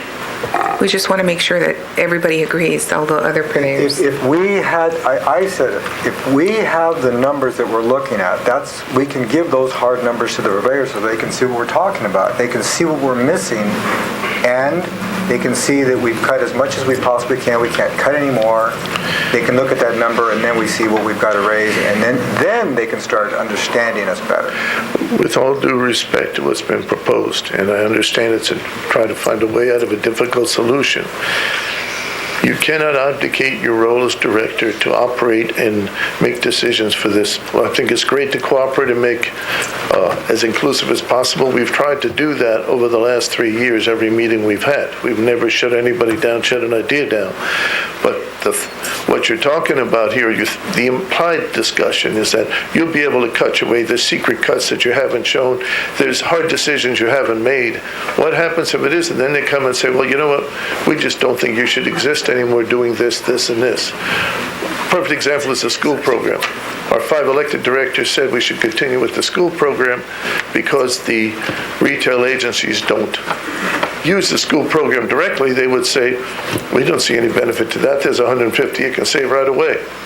Those are decisions that the elected officials have to make. So the process will be, we'll go back in the room, we'll have all the discussions you want, every number's on the book, but what comes out is going to have to be an item-by-item vote by this board, and sooner or later, every one of the 8 of you will have to be accountable for what decisions are made.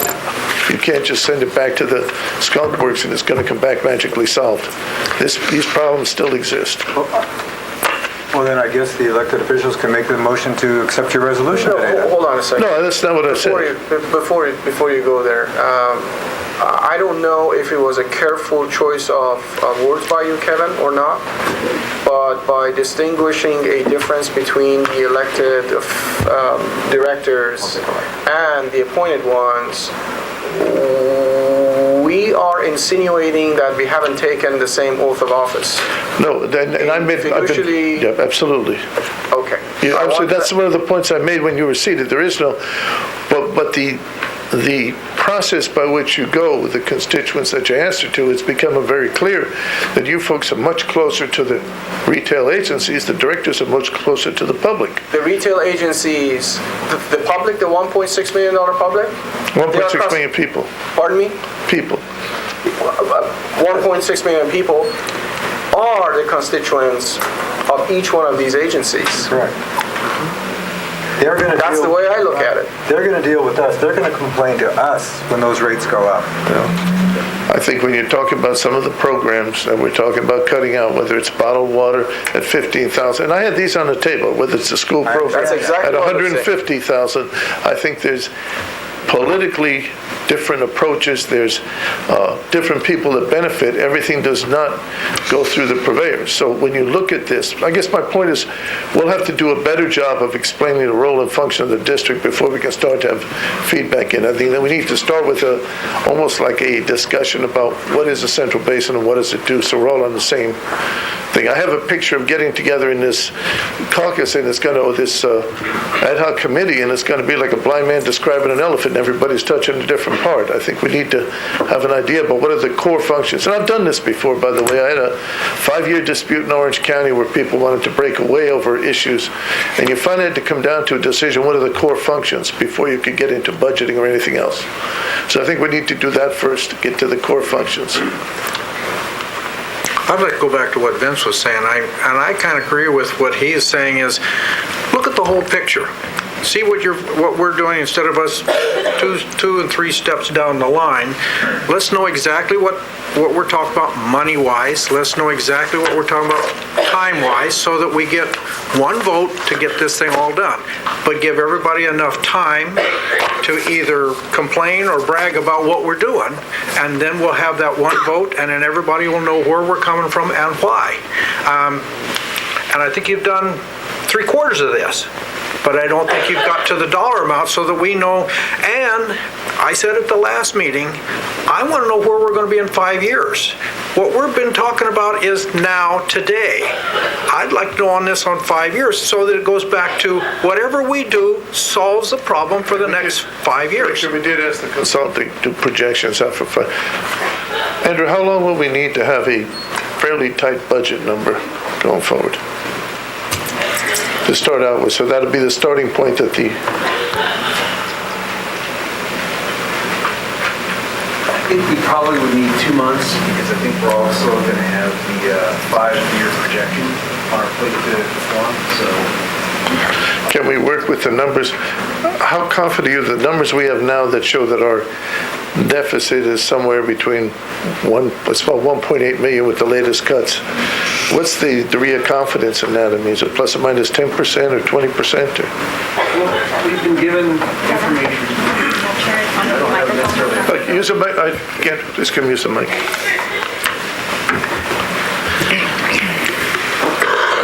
I guess maybe the question was, how did we produce this fiscal 18-19 projection? So we went down to the general ledger, the individual account, and budgeted each and every, or forecasted rather, each and every account. So, the information is only as good as the information we received.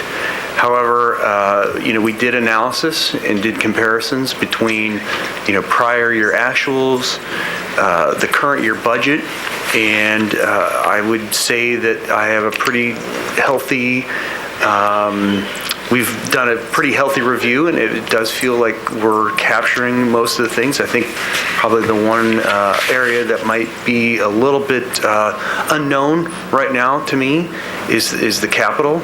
There's been some discussions about some repairs and things that are occurring, so that might be a little bit more fluid of a number comparative to other items like the salaries, the benefits, the recycled water costs, some of those items. And I think another area would be the projections of water sales. So I don't know if that answers your question. Okay. But we have detailed reports similar to the budget that we produced that we'd be willing to share with whoever. Okay.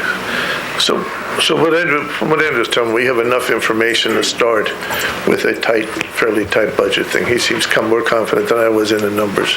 I agree with the operation of the recycle system is the only complex part of our organization. That and the bonds, the rest of it is very straightforward, so the numbers shouldn't change.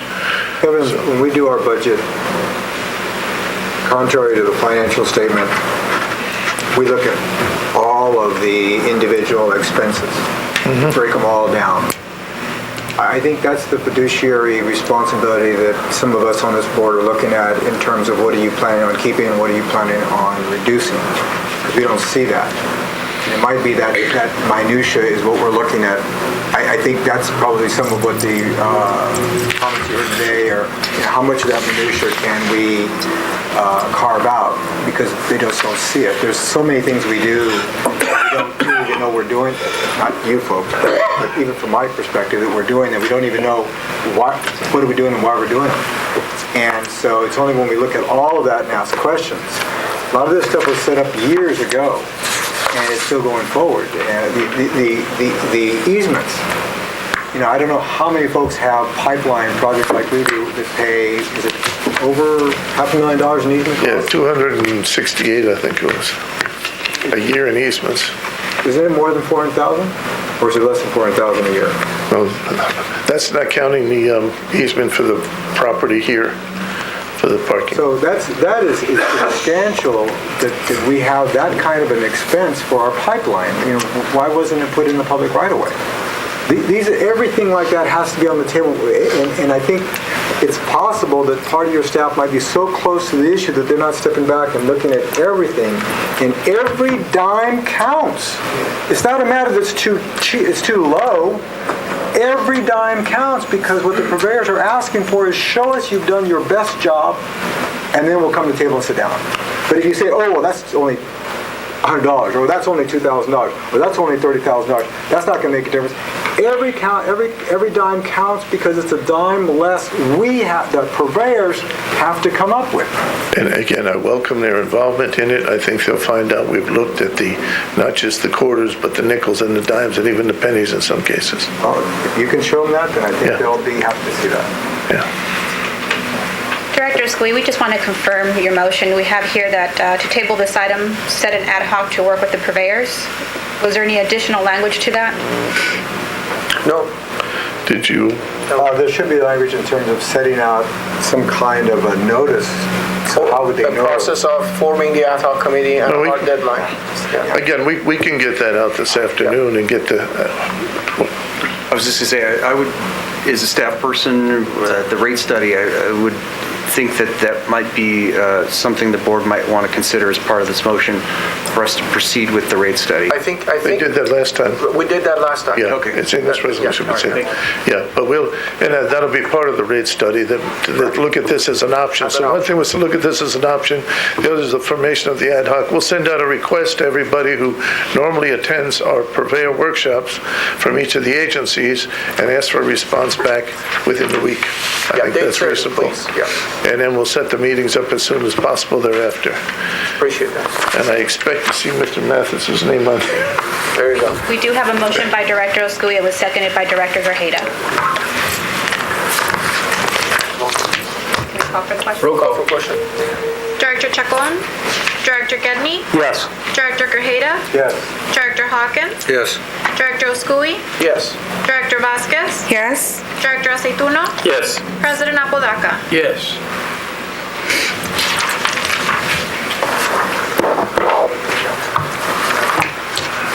Item 15, appointment of board treasurer and deputy treasurer.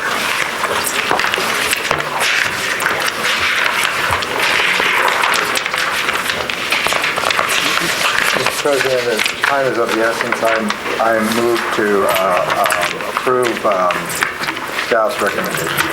I'll second. Roll call. Director Chacon? Director Gedney? Yes. Director Grajeda? Yes. Director Hawkins? Yes. Director Scui? Yes. Director Vasquez? Yes? Director Aceituno? Yes. President Apodaca? Yes. Item 16, approval to pay Nasserman LLP legal invoice for December 2017 in excess of $25,000. Yeah, our bill is in for $27,000. 11,000 of that had to do with the WQPP, which is reimbursable, so the normal bill is significantly under the $25,000. Move approval. Second? Second. Roll call. Director Chacon? Director Gedney? Yes. Director Grajeda? Yes. Director Hawkins? I'm going to abstain. Director Scui? Yes. Director Vasquez? Yes? Director Aceituno? Yes. President Apodaca? Yes. Item 17, discussion on construction progress of UTC Aerospace Recycle Water Expansion Pipeline Project. Good afternoon, directors. This item is just an update of the construction that is happening with the UTC Aerospace Recycle Water Expansion Project within the city of Santa Fe Springs. The water purveyor for this project is the city of Santa Fe Springs. The on-site retrofit work will be completed by UTC Aerospace Systems, and the alignment is to reach UTC Aerospace consists of a 6-inch pipeline that will connect to Central Basin System at the intersection of Florence Avenue and Norwalk Boulevard. The alignment continues south of Norwalk Boulevard for approximately 2,000 feet to connect to UTC Aerospace. As far as the construction, the notice to proceed was given to the contractor on December 11. The pre-construction meeting was held on December 21st. The contractor sent us their construction schedule on January 2nd. And an update to your memo, the contractor mobilization starts tomorrow night. And we're expecting for the pipeline construction to be completed on the week of February 26th. That will be my update in case you have any questions. Nope. Questions? Nope. Thank you. With that, we are going to be closing for closed session. Yes, pursuant to Government Code Section 54956.9D2, conference with legal counsel regarding anticipated litigation in one case, and number 19, pursuant to General Manager Contract and Government Code Section 54957, performance evaluation of the General Manager. As noted, this session has been placed on the agenda at the request of Kevin Hunt in accordance with the terms of his employment agreement for periodic review. The Brown One Act prohibits the disclosure of confidential information acquired in a closed session by any person present and offers various remedies to address willful breaches of confidentiality. These include injunctive relief, disciplinary action against an employee, and referral of a member of the legislative body to the grand jury. It is incumbent upon all those attending lawful closed sessions to protect the confidentiality of those discussions. Only the legislative body acting as a body may agree to divulge confidential closed session information. As regards attorney-client privilege communications, the entire body is the holder of the privilege, and only a majority vote of the entire body can authorize the waiver of the privilege.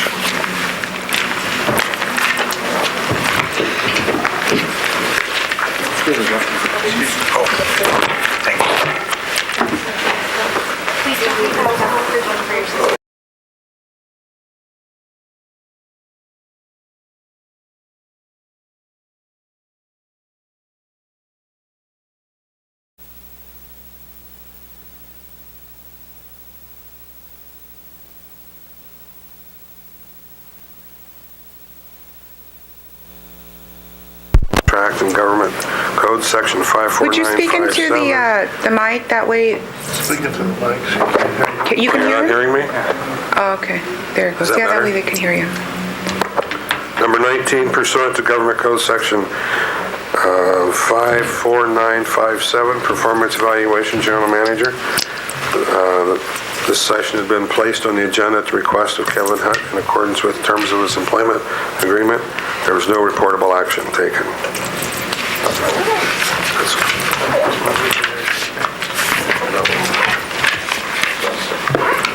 That's it. Meeting's adjourned.